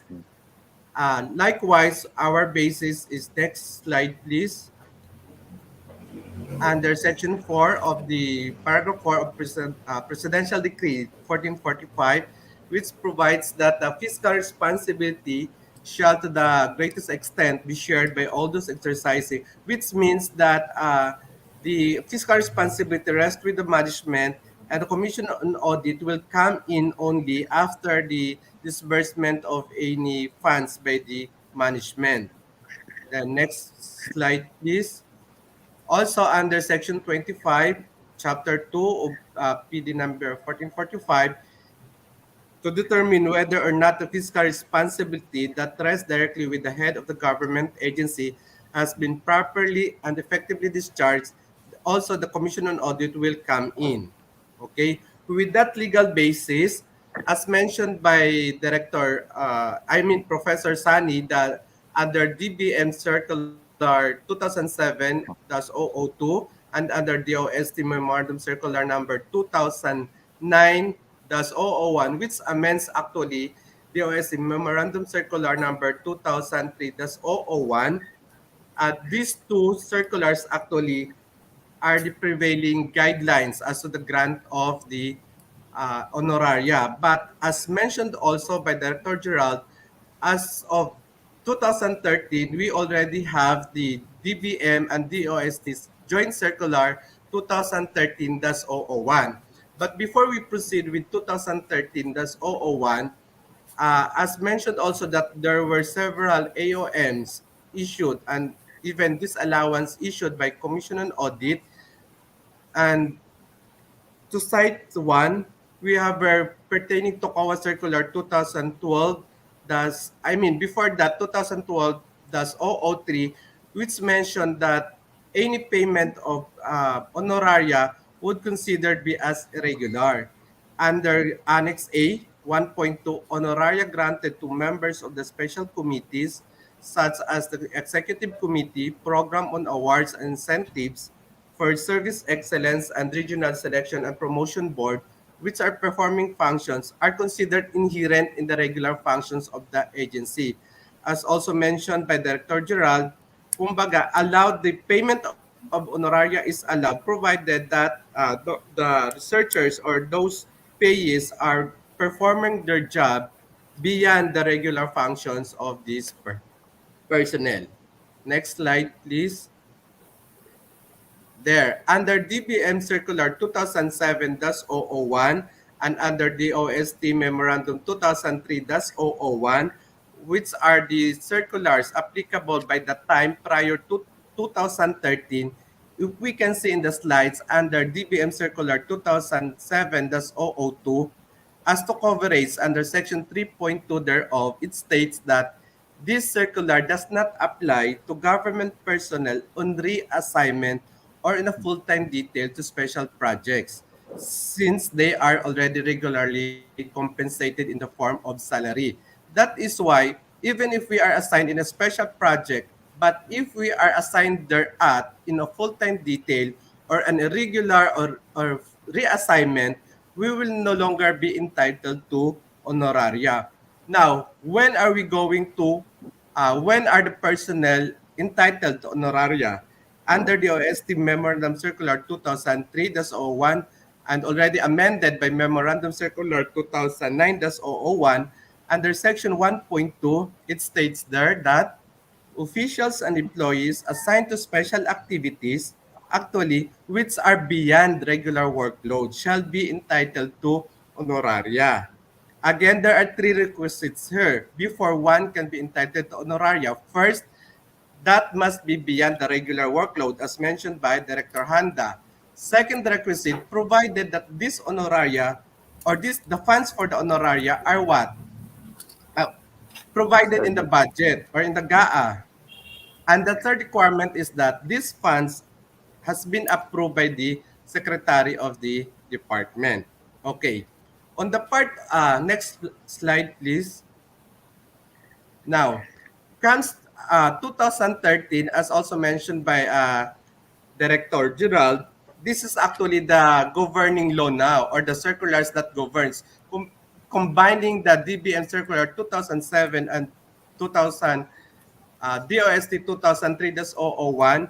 We have the joint circular from the DBM and the DOST, and as stated there under section 4.3, honoraria is given as token payment for services rendered, again, beyond the regular duties and responsibilities of their positions. Honoraria for assignment in special projects may be granted. That is why we have a COA decision. As I have said, we can discuss this as this already, published or in for the consumption of the public under COA decision number 2008-126 dated December 24, 2008. Although in this decision, the issue here is as to the who are entitled to honoraria. So under the last paragraph, it is actually the nature of the project and the output thereof, which are relevant for the proper determination of entitlement to honoraria. Actually, the gist of this decision has been explained fully well by Director Handa that or Gerald that before one can be entitled to honoraria, his function must be beyond the regular workload. Next slide, please. Now, after knowing who are entitled or who can be granted the honoraria, we also have the issue as to the rates of the honoraria. Under DBM Circular number 2007, there is the limitation there that the grant of honoraria should not exceed 25% of the basic annual salary of that personnel. While under the OST Memorandum Circular 2003-001, the limitation of 25% has been set aside. That is why under DOST Memorandum 2003-001, Section 4.1, honoraria must be provided in an approved line item in cases where specific provisions for rates of memorandum of agreement or understanding with other government agencies or for projects with foreign funding, the terms of the contract shall be followed. But in no case shall be the rates of the honoraria be lower than those indicated herein. Now, if the MOA or the MOU does not specify the rates, then those herein prescribed shall apply. Ano po ibig sabihin nun? Under DBM Circular 2007-002, there is the limitation as to 25%. But here comes the OSC Memorandum Circular 2003-001 that set aside that 25% limitation. That is why under COA decision number 2016-247 promulgated on September 20, 2016, the applicable circulars then is this DBM Circular 2007-02 as well as DOST Memorandum Circular 2003-01 because the transactions involved pertains to calendar year 2009. Okay? Since the transactions 2009, the Joint Circular of 2013-01 is not yet applicable. So the ruling of the Commission on Audit there is that to this extent, this commission concurs in the ASEL decision that the honoraria received by for engaging in DOST projects should be governed by DOST Memorandum Circular 2003-001 and therefore are not subject to the 25% maximum limit rule provided under DBM Budget Circular 2007-02. In short, by that time, if we are doing the DOST projects, the 25% rule is not being considered if that is the DOST projects. And what shall govern is the DOST Memorandum Circular 2003-001. In short, if you have that DOST projects, DBM Circular 2007-02 will not apply or that is being override by DOST Memorandum Circular 2003-001. However, comes 2013, we already have this joint circular. That is why, next slide please, there you go. Under DBM and DOS Joint Circular 2013-01, under Section 4.3.1, it states there, the total honoraria per personnel for a month shall be based on what? Productivity and quality of completed and accepted deliverables for the set time frame, and hence a special project plan shall be prepared in consultation with the concerned personnel. Also, under section 4.3.2, it states that the total honoraria that may be paid from the government funds for all special projects shall not exceed 25% of the employee's annual basic salary. So what does this mean? Prior to 2013, if we have these DOST projects, the 25% limitation rule will not apply. However, comes 2013 now, we have this the rule is that, okay, under DB and DOST projects, you can set your rate for honoraria, right? However, that is being cured that the payment of honoraria shall not exceed the 25%. Ibig sabihin po, kung dati meron tayo 2007-2, may limitation na 25%, then comes DOST 2003-01, kapag if we exceed to the limitation of the as provided in DBM 2007-002, we are allowed by then. But now 2013 and onwards, we follow the DBM DOSC Circular 2013-01. Now, in relation to that, we also follow COA Circular number 2012-001 dated June 14, 2012 as to what are the requirements. Because prior to DBM Joint Circular 2013-01, we don't require additional requirements. Next slide, please. Because under COA Circular number 2012-001, the requirements for the payment of or granting of honoraria, of course, we have there the office order. Additional or new there is that the plan and program activities, accomplishment reports, authority, etc. Next slide, please. Sorry. So in short, as of the moment, we will be applying the DBM DOSC Joint Circular 2013-001. And I think that would be all. Thank you. Thank you, S.A. Juniel. Do I? Okay. Thank you, sir, for comprehensively sharing with us the rules and regulations regarding the honoraria grant. We're running out of time. I wish we could discuss more about the honoraria, but definitely again we'll go back to each of you for the validation of the findings of the study and to make it more to have more well-established findings of the study. So we need to close topic 2 and go and proceed to the third topic, which is about nurturing and sustaining S&T workers. So earlier we talked about the procurement, and then recently the honoraria grant. Now we want to talk about the case of our full-time research assistants and staff, particularly the contract of service. And as based on the word, they are project-based. And Professor Sonny and his team also have findings related to that. Sir, over to you. Thank you, Mia.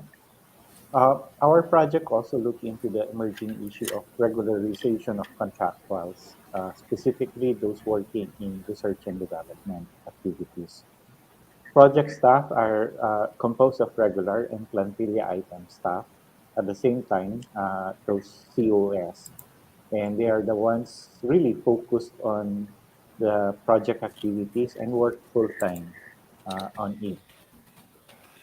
In 2017, CS Civil Service Commission, COA, and DBM issued Joint Circular number 1, series of 2017, that governs the rules and regulations about contract of service and job order workers in the government, and basically saying that agencies can only engage the services of contract of service until December 31.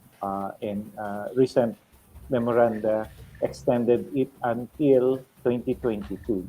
Now, there is no current pronouncement yet on this particular policy issue. And I think what we have seen is that it has put a stop to the hiring of full-time researchers in the sense that they are now in an unclear position uh, of employment stability and continuation with research and development activities.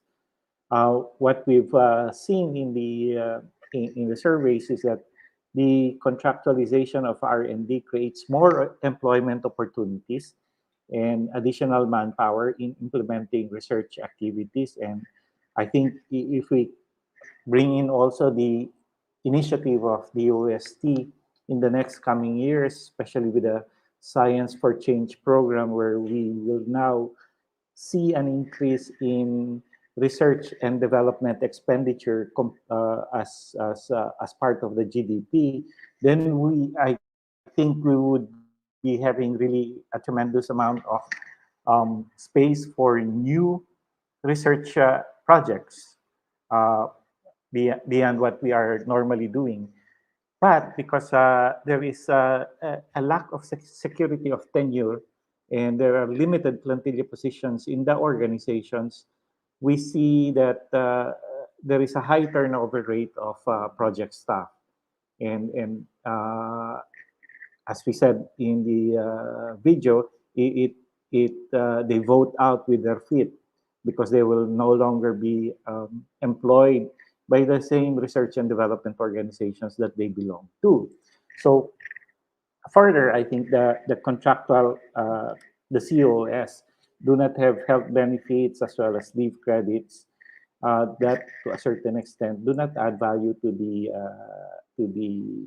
work condition of the researchers and aspiring scientists. So as a result, I think this particular issue would affect research and development productivity in the coming years, and how I think we as a nation should really try to look into how we could move forward so that we retain our S&T personnel and engage them in the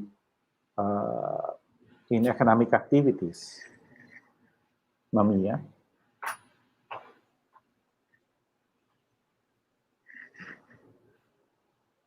I'm muted. Thank you, Sir Sonny. Now I'd like to invite Sir Gerald to provide his insights on the findings of the study. Sir?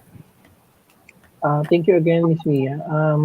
With regard to the findings of the study on the regularization of the contract of service and job order workers, may I just firstly highlight that the proliferation of individual COS and job order workers in the government, um, this resulted to the issuance of clarificatory guidelines on how government agencies could engage COS and job order. Because in the past, based on the studies that were conducted by the DBM, CSE, and the Commission on Audit in 2017,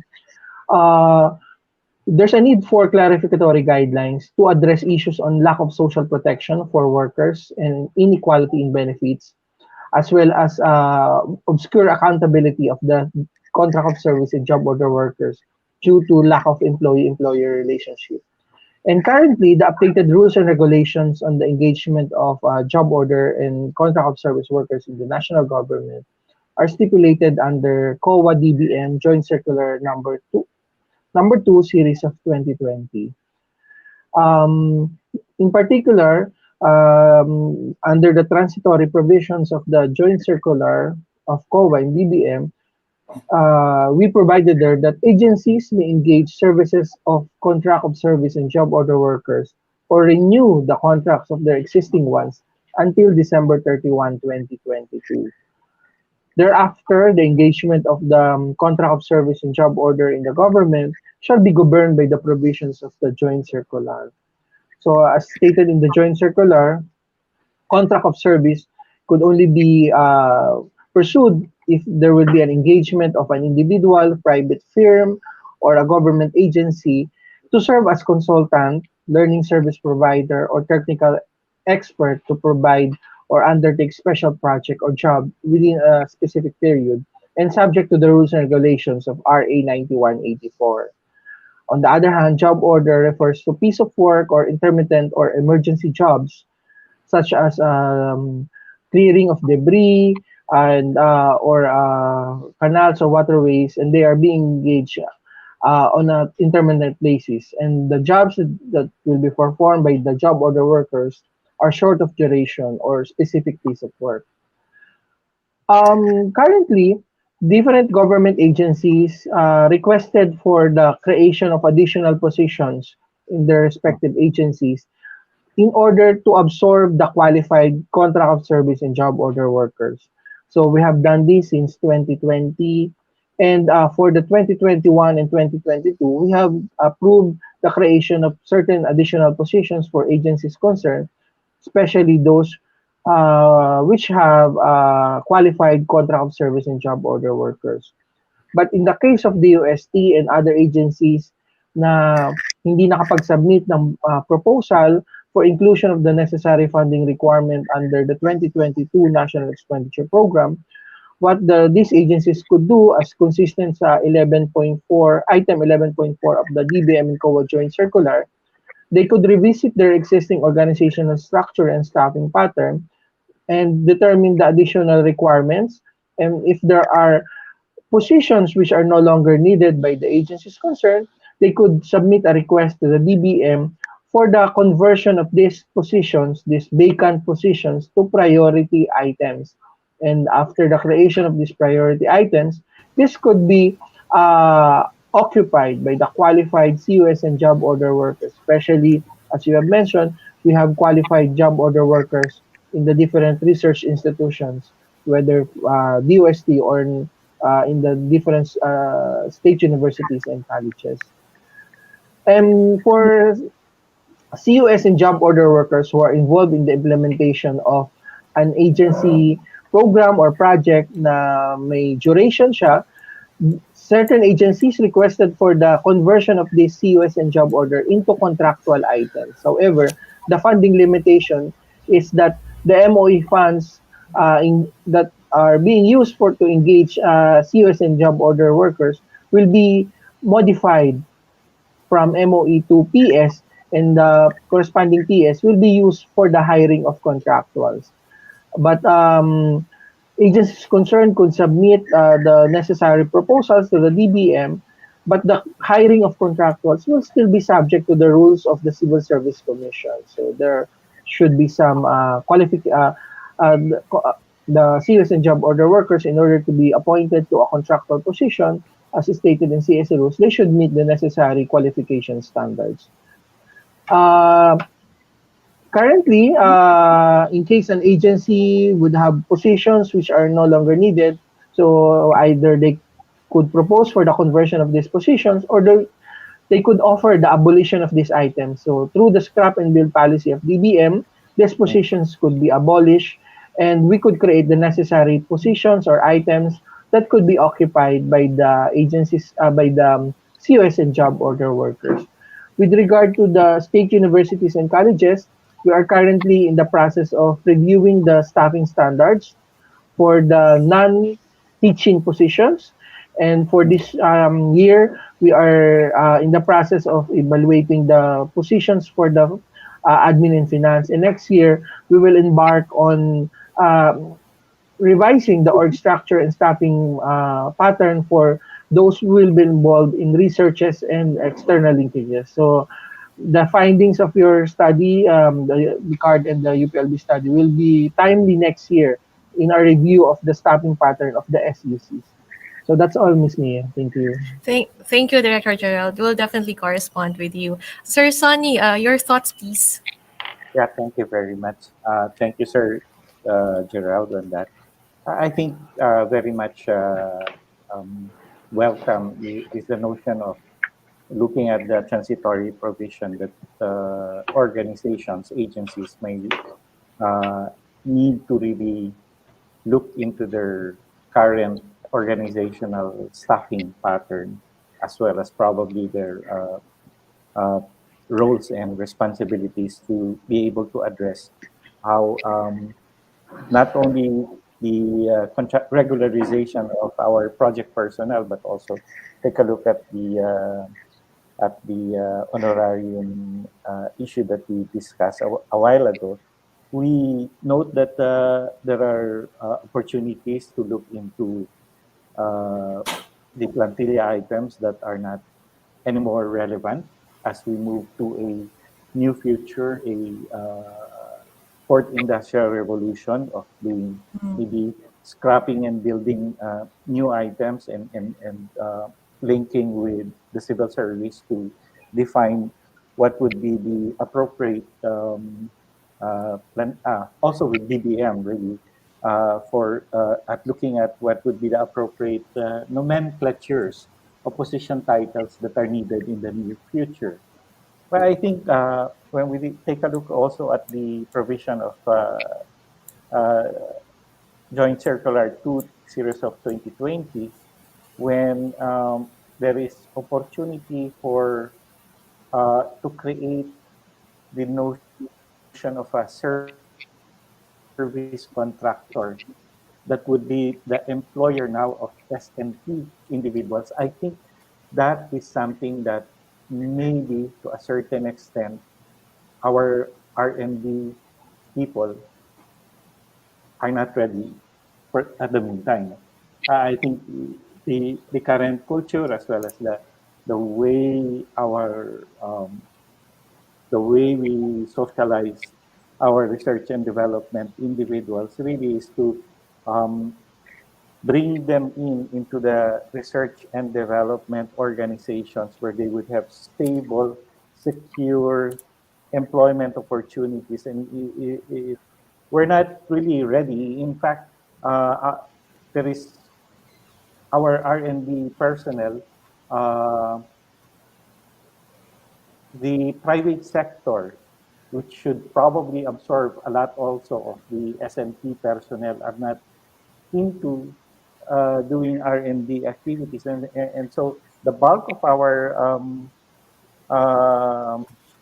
science and technology individuals, especially those who have undergone graduate degree programs, masters as well as PhD, are still looking into employability, employment opportunities in the public research and development organizations. I think that that has to be recognized that maybe to a certain extent, the SME individuals of the Philippines at the moment are not um, ready yet for this notion of a service contractor. Mamia. Thank you, Sir Sonny. So we talk about the three topics today: procurement, honorarium, and contract of service. And thank you again to our panelists. We would request everyone to please stay. Before we open the next segment, which is the Q&A, we want to share with everyone a short video for on our forthcoming publications, which are the policy briefs and other publications. And you can use this time to have health break, and feel free also to use this period to send us your questions through the Q&A comment section in Facebook, and we'll have the panelists answer as many questions as possible after we play the AV on publications. Thank you, everyone.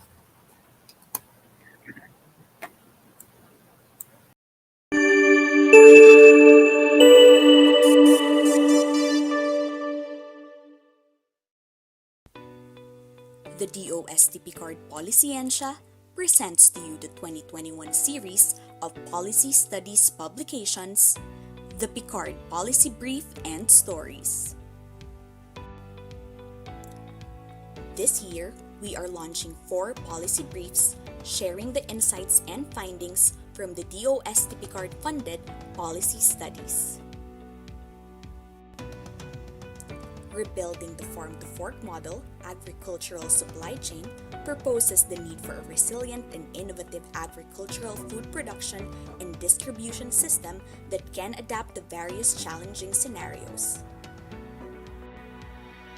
Role of Women in Developing Climate-Smart Seed System examines the role of women in the seed system and proposes research and development and policy initiatives that may be pursued to enhance them. Restructuring the Philippine National Standards for Queen Pineapple calls for the updating and standard grading system for Queen Pineapple combined with an effective information dissemination campaign that will allow farmers to increase their bargaining power. Better Regulatory System for the Bamboo Industry presents the result of a study on the country's policy environment on bamboo and compares two scenarios, A with and B without certificate of verification, which is a requirement for bamboo harvesting and transport prior to the issuance of DAO 2021-26. And we also have The Stories, a popularized briefer and online newsletter featuring the stories from policy and socioeconomics initiatives supported by PCAARRD.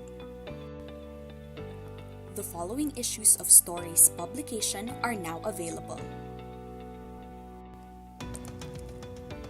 La Libertad Conservation Farming Village Experience,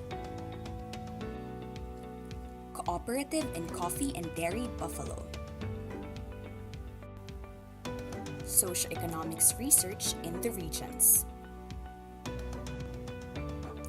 Future of Aquaculture in the Philippines, Generating Fish Supply and Demand Scenarios, Level of Competitiveness of the Philippines' Major Agricultural Products, Effects of Transaction Cost on Technology Adoption Among Mango Growers. For more information, visit DOST-PCAARRD's social media handles.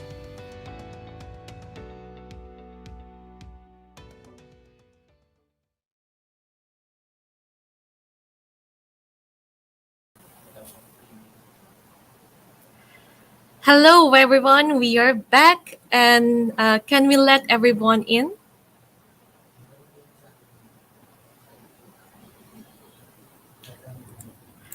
Okay, so hello, welcome back, sirs. Let's now hear the questions from our audience. What's our first question? Okay, I think this is addressed to Professor Sonny. So, based on your study, what policy changes should be done to facilitate a more enabling environment for R&D? Do we need to update RA 9184, or what specific policy recommendations can be proposed to different government agencies? And I would open this up also to the other members of the panel if you have some thoughts or insights you'd like to share. Let's start with Professor Sonny, sir. Thank you, Mamiya. I think to the one who gave the question, we don't need to look into the 9184 anymore because that's going to take a long time. As Director De Vera said, maybe we can take a look at how GPPB can look into adding or amending 53.6 to make the language of 53.6 clearer. Second, to make sure that the items or research equipment, laboratory services, those would be more specific in nature. The language of the 53.6 should be clearer so that people in the R&D community will not second guess what is possible. Second, really, I think is a plea to the GPPB that when you please do interact with research and development organizations, maybe you could spend more time giving out ideas, examples of how 53.6 is can be fully utilized by research and development community members, especially right now, given again the shift or the initiative for Science for Change program. We have right now a tremendous amount of research and development activities. I'm not so sure if their activities will be stymied again by procurement issues. So we don't want them to suffer the same fate that had been experienced by a lot of the research community. I think those are the two major, well, I guess also making the procurement activity simpler. That's something I think we need to take into consideration. And then internally, I think research and development organizations should regularly conduct a situational analysis of how they conduct their procurement activities. If it's real, as what Dr. De Vera said, the hope, which might be with the Board of Trustees, who only meets once every quarterly, and you have a volume of research or procurement activities that are beyond the delegated signing authority of the president, then maybe either we create special BACs which are allowed, or regularly having regular back activities. But on the other hand, I think very important to take into consideration would be to make sure that the back secretariat also is given plantilla positions. Right. Because part of our findings is that a lot of the back secretariat are not regular position holders. And because these are accountable activities, then you would have to really make sure that issues of accountability, of integrity should be taken into consideration by the procuring entities. Mamia? Thank you, Sir Sonny. Would anyone have other thoughts they'd like to add? Maybe to add to the policy side, no, to the overall piece. So what Sonny said, I think is a perfect answer. No? But maybe also looking at maybe the regulatory environment around maybe customs, taxation, even PNP clearances. These are all sort of on the downstream side of procurement. It's still a big factor. So we solve one, we don't get it all sort of fixed in one way. So some people also think about, we always hear that may mga other things like that, taxation, customs, and PNP clearances. And I think to what Professor Sunny was saying, the systems nga, no, with the back, how can we look at individual HEIs? What are their systems that maybe we can sort of help harmonize, or at least see what are best practices we can sort of apply across other HEIs. And that goes to the capacity building side that we were talking about earlier this morning. So I think those are the things I just want to add to that comment. Thank you, Sir Richard. Next question, Miss please. Mia? Sir, Mia? yes, go ahead. Yes, sir. Sir Gerald, go ahead. I just respond to the comment of Professor Sani with regard to the creation of positions for the back secretariat. So Okay. the DBM already issued in 2015 NBC National Budget Circular 558, and it provides the rules and regulations on the organization and staffing of procurement units. And since the 2015, DBM already approving the creation of necessary positions in organizational units in agencies concerned that will handle the procurement functions. So if, for example, a department level whose budget is more than 5 billion, whose annual procurement budget is more than 5 billion and above, we could allow a service level unit, and in this procurement management service, this organizational unit could have a back secretariat division. So there will be full-time positions to perform the necessary provision of technical and administrative support services to the members of the Bids and Awards Committee, as well as undertake the procurement functions in the agency. So for agencies concerned, they could, for those who currently do not have a procurement on unit or a procurement division, you can refer to NBC 558 with regard to the creation of the necessary organizational units and regular positions for this purpose. That's all, Ms. Nia. Thank you. Thank you, Sir Gerald, for sharing that. Definitely, that would be a good news to our research and development institutions po. And so, for our next question, okay, our next question for DBM, who is responsible for the conduct of trainings and capacity building of RDIs with regard to procurements?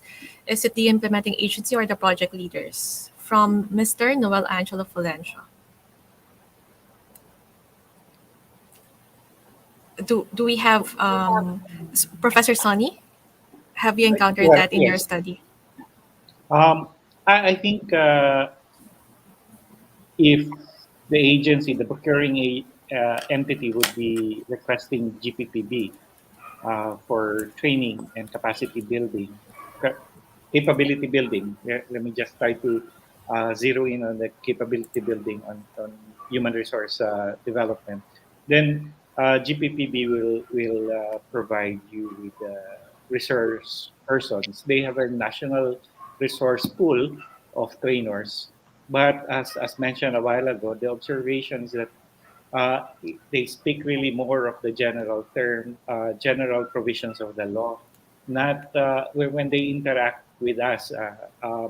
When I think early this year, when we invited the GBPB team to train the back UPLB, we were trying to really ask them to provide more information on how 53.6 could be fully utilized, but it was not say they were saying, we're going a little bit ahead, or this is the 53.6 only. I think very important that we custom tailor our information when we are interacting with research and development organizations. That is up to the GPPB trainers. Okay, thank you, sir. Sir Gerald? Ms. Pia, I agree with Professor Sani. So, in case of need for capacity building, I think there's really a need to build the capacity in the agency. You could coordinate with the Government Procurement Policy Board Technical Support Office, which is headed by Executive Director Rowena Ruiz. And for the regional offices, especially those in state universities and colleges, you can coordinate with our DBM ROs. We have like the case of Director Rene. He's based in Bicol. So agencies concerned in Bicol could coordinate with our regional offices pertaining to the conduct of training on procurement. Thank you. Okay, thank you, Director Gerald. Now for our third question. This is addressed to COA and DBM. Meron po bang isang harmonized guidelines on granting of honorarium regardless of government funding agencies and institutions? Like crafted For by DBM, sir? Yes, Ms. Mia. For government personnel who are involved in special projects, so as I have mentioned a while ago, the DBM Budget Circular 2007-2 could be used as basis on the grant of honoraria.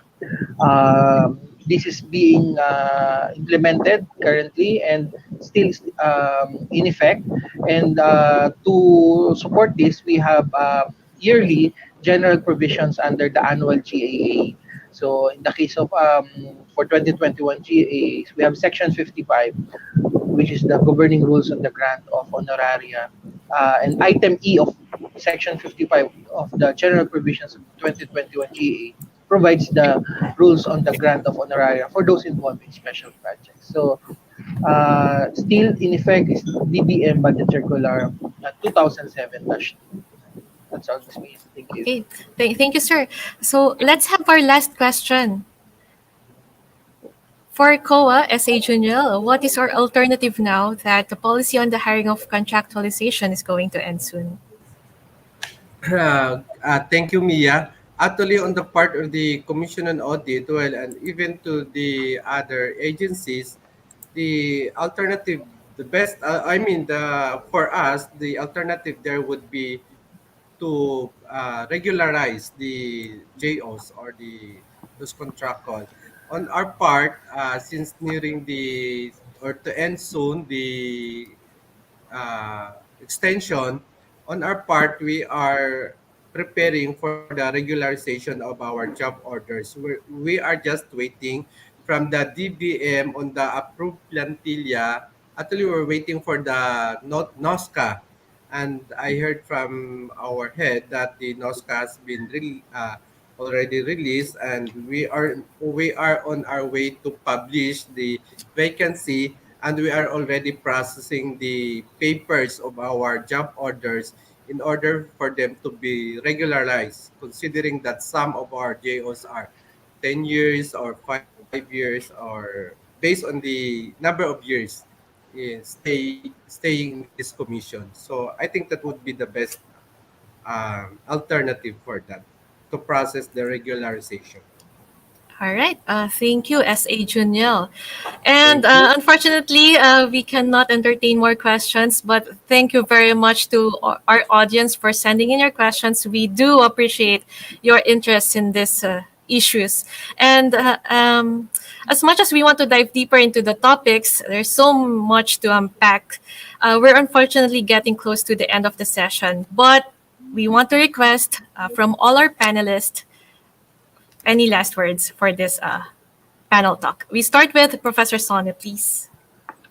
Thank you, Mamiya. I think we've emphasized the use of clear language for the procurement section 53.6.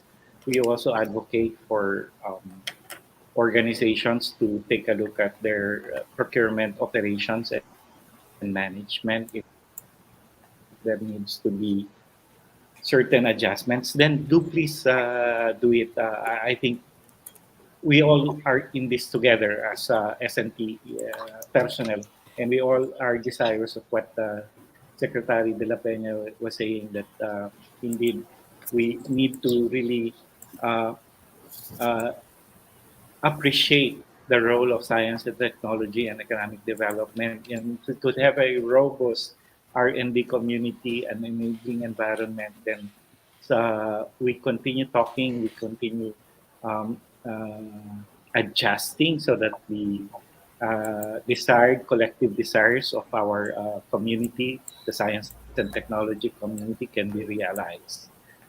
I think those could be, yes, something that we need to think of. Okay, Mami. Sir Richard, your turn. Thank you, Sir Sonny.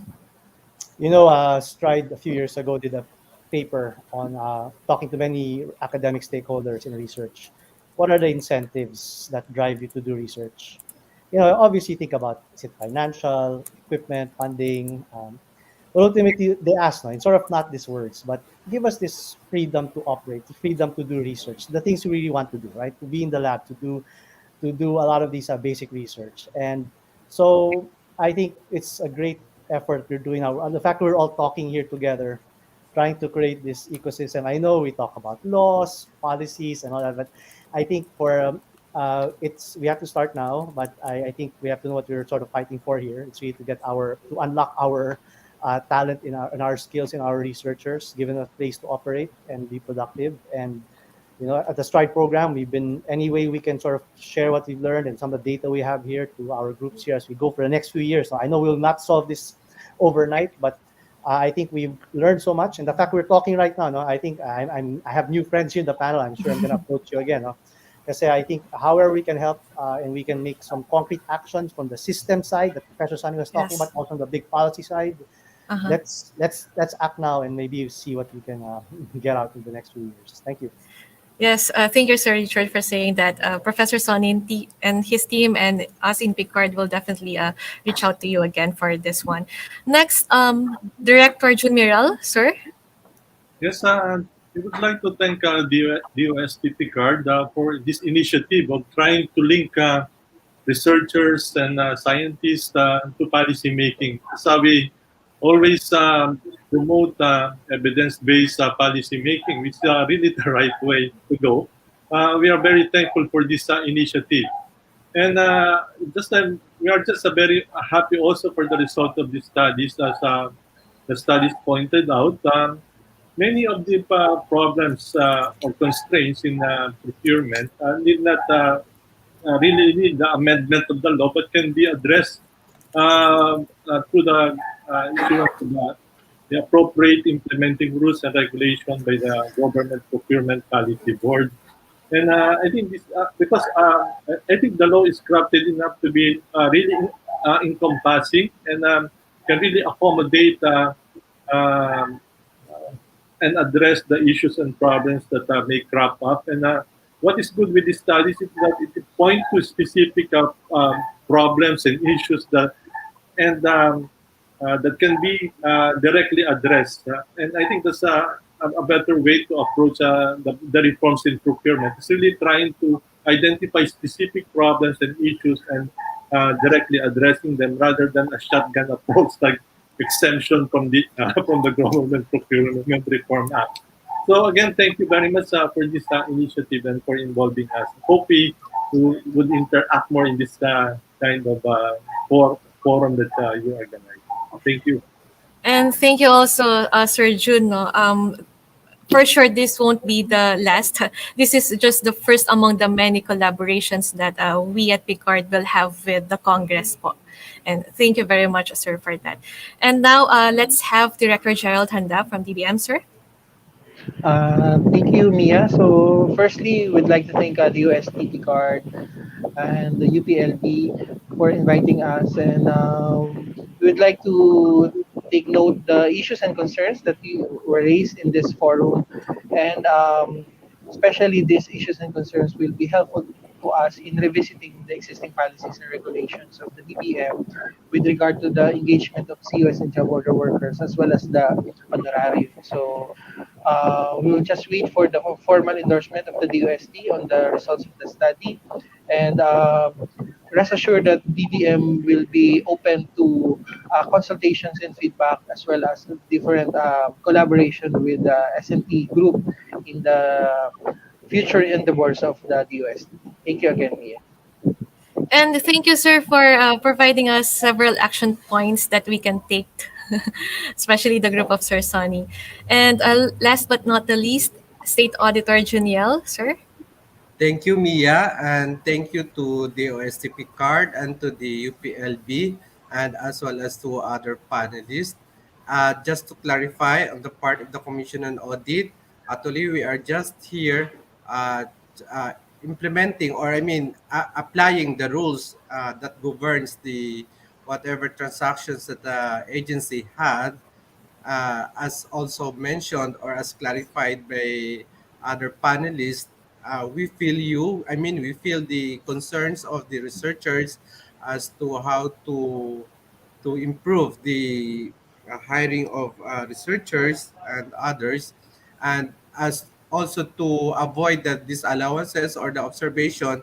But just to clarify on our part, we are just actually applying whatever the rules that, let's say for example, on the part of the DBM, on the part of the DOST, actually it is the DOST and the DBM and the joint circular pertaining to DBM and the DOST, we are just applying whatever the stated there as enumerated, who are entitled, whatever the rates, all of those stated there will be observed by the Commission on Audit. And I think that would be all. And thank you, Mia. Thank you, State Auditor Juniel, for sharing with us all the core rules and regulations. And thank you, everyone. On a personal level, I truly enjoy this discussion, starting the conversation, as we say. And we've heard a lot of important points from different offices, from different perspectives. We shared the study of Professor Sonny, and we hope that discussion will lead to concrete steps and more collaborations among us, and eventually bring to fruition an effective and efficient R&D system in the country. And thank you once again to our panelists. May we have the certificates? And I'll read it. The Department of Science and Technology, Philippine Council for Agriculture, Aquatic and Natural Resources Research and Development awards the certificate of appreciation to Professor Nelson Jose Vincent Carrijero, Thank Next, you very please. much. Thank you, sir. Dr. Romulo Emmanuel Emerald Jr., Dr. Richard S. Abendan, Mr. Gerald R. Handa, Director Renato De Vera, and State Auditor General Disa Diasa for serving as panelists during the Policiencia panel talk on the policy constraints to the effective and efficient conduct of public R&D in the Philippines, held during the launching event of Policiencia on 26th of October 2021, 9 a.m. via Facebook Live, given this 26th day of October 2021. Signed, Reynaldo Villabora, Executive Director of PCAARRD. Thank you very much. Applause. Thank you again. Thank you to our panelists. Now, to formally close the program, I'd like to welcome the DOST PCAARRD's Deputy Executive Director for R&D, Dr. Feliciano Calora Jr., to provide the closing message. Sir? Thank you for participating in CERD's panel discussion. In behalf of the DOST PCAARRD and our Executive Director, Dr. Reynaldo Ebora, I would like to thank the speakers and participants in this virtual launching of PCAARRD's Policy Analysis and Advocacy Program, Policiencia.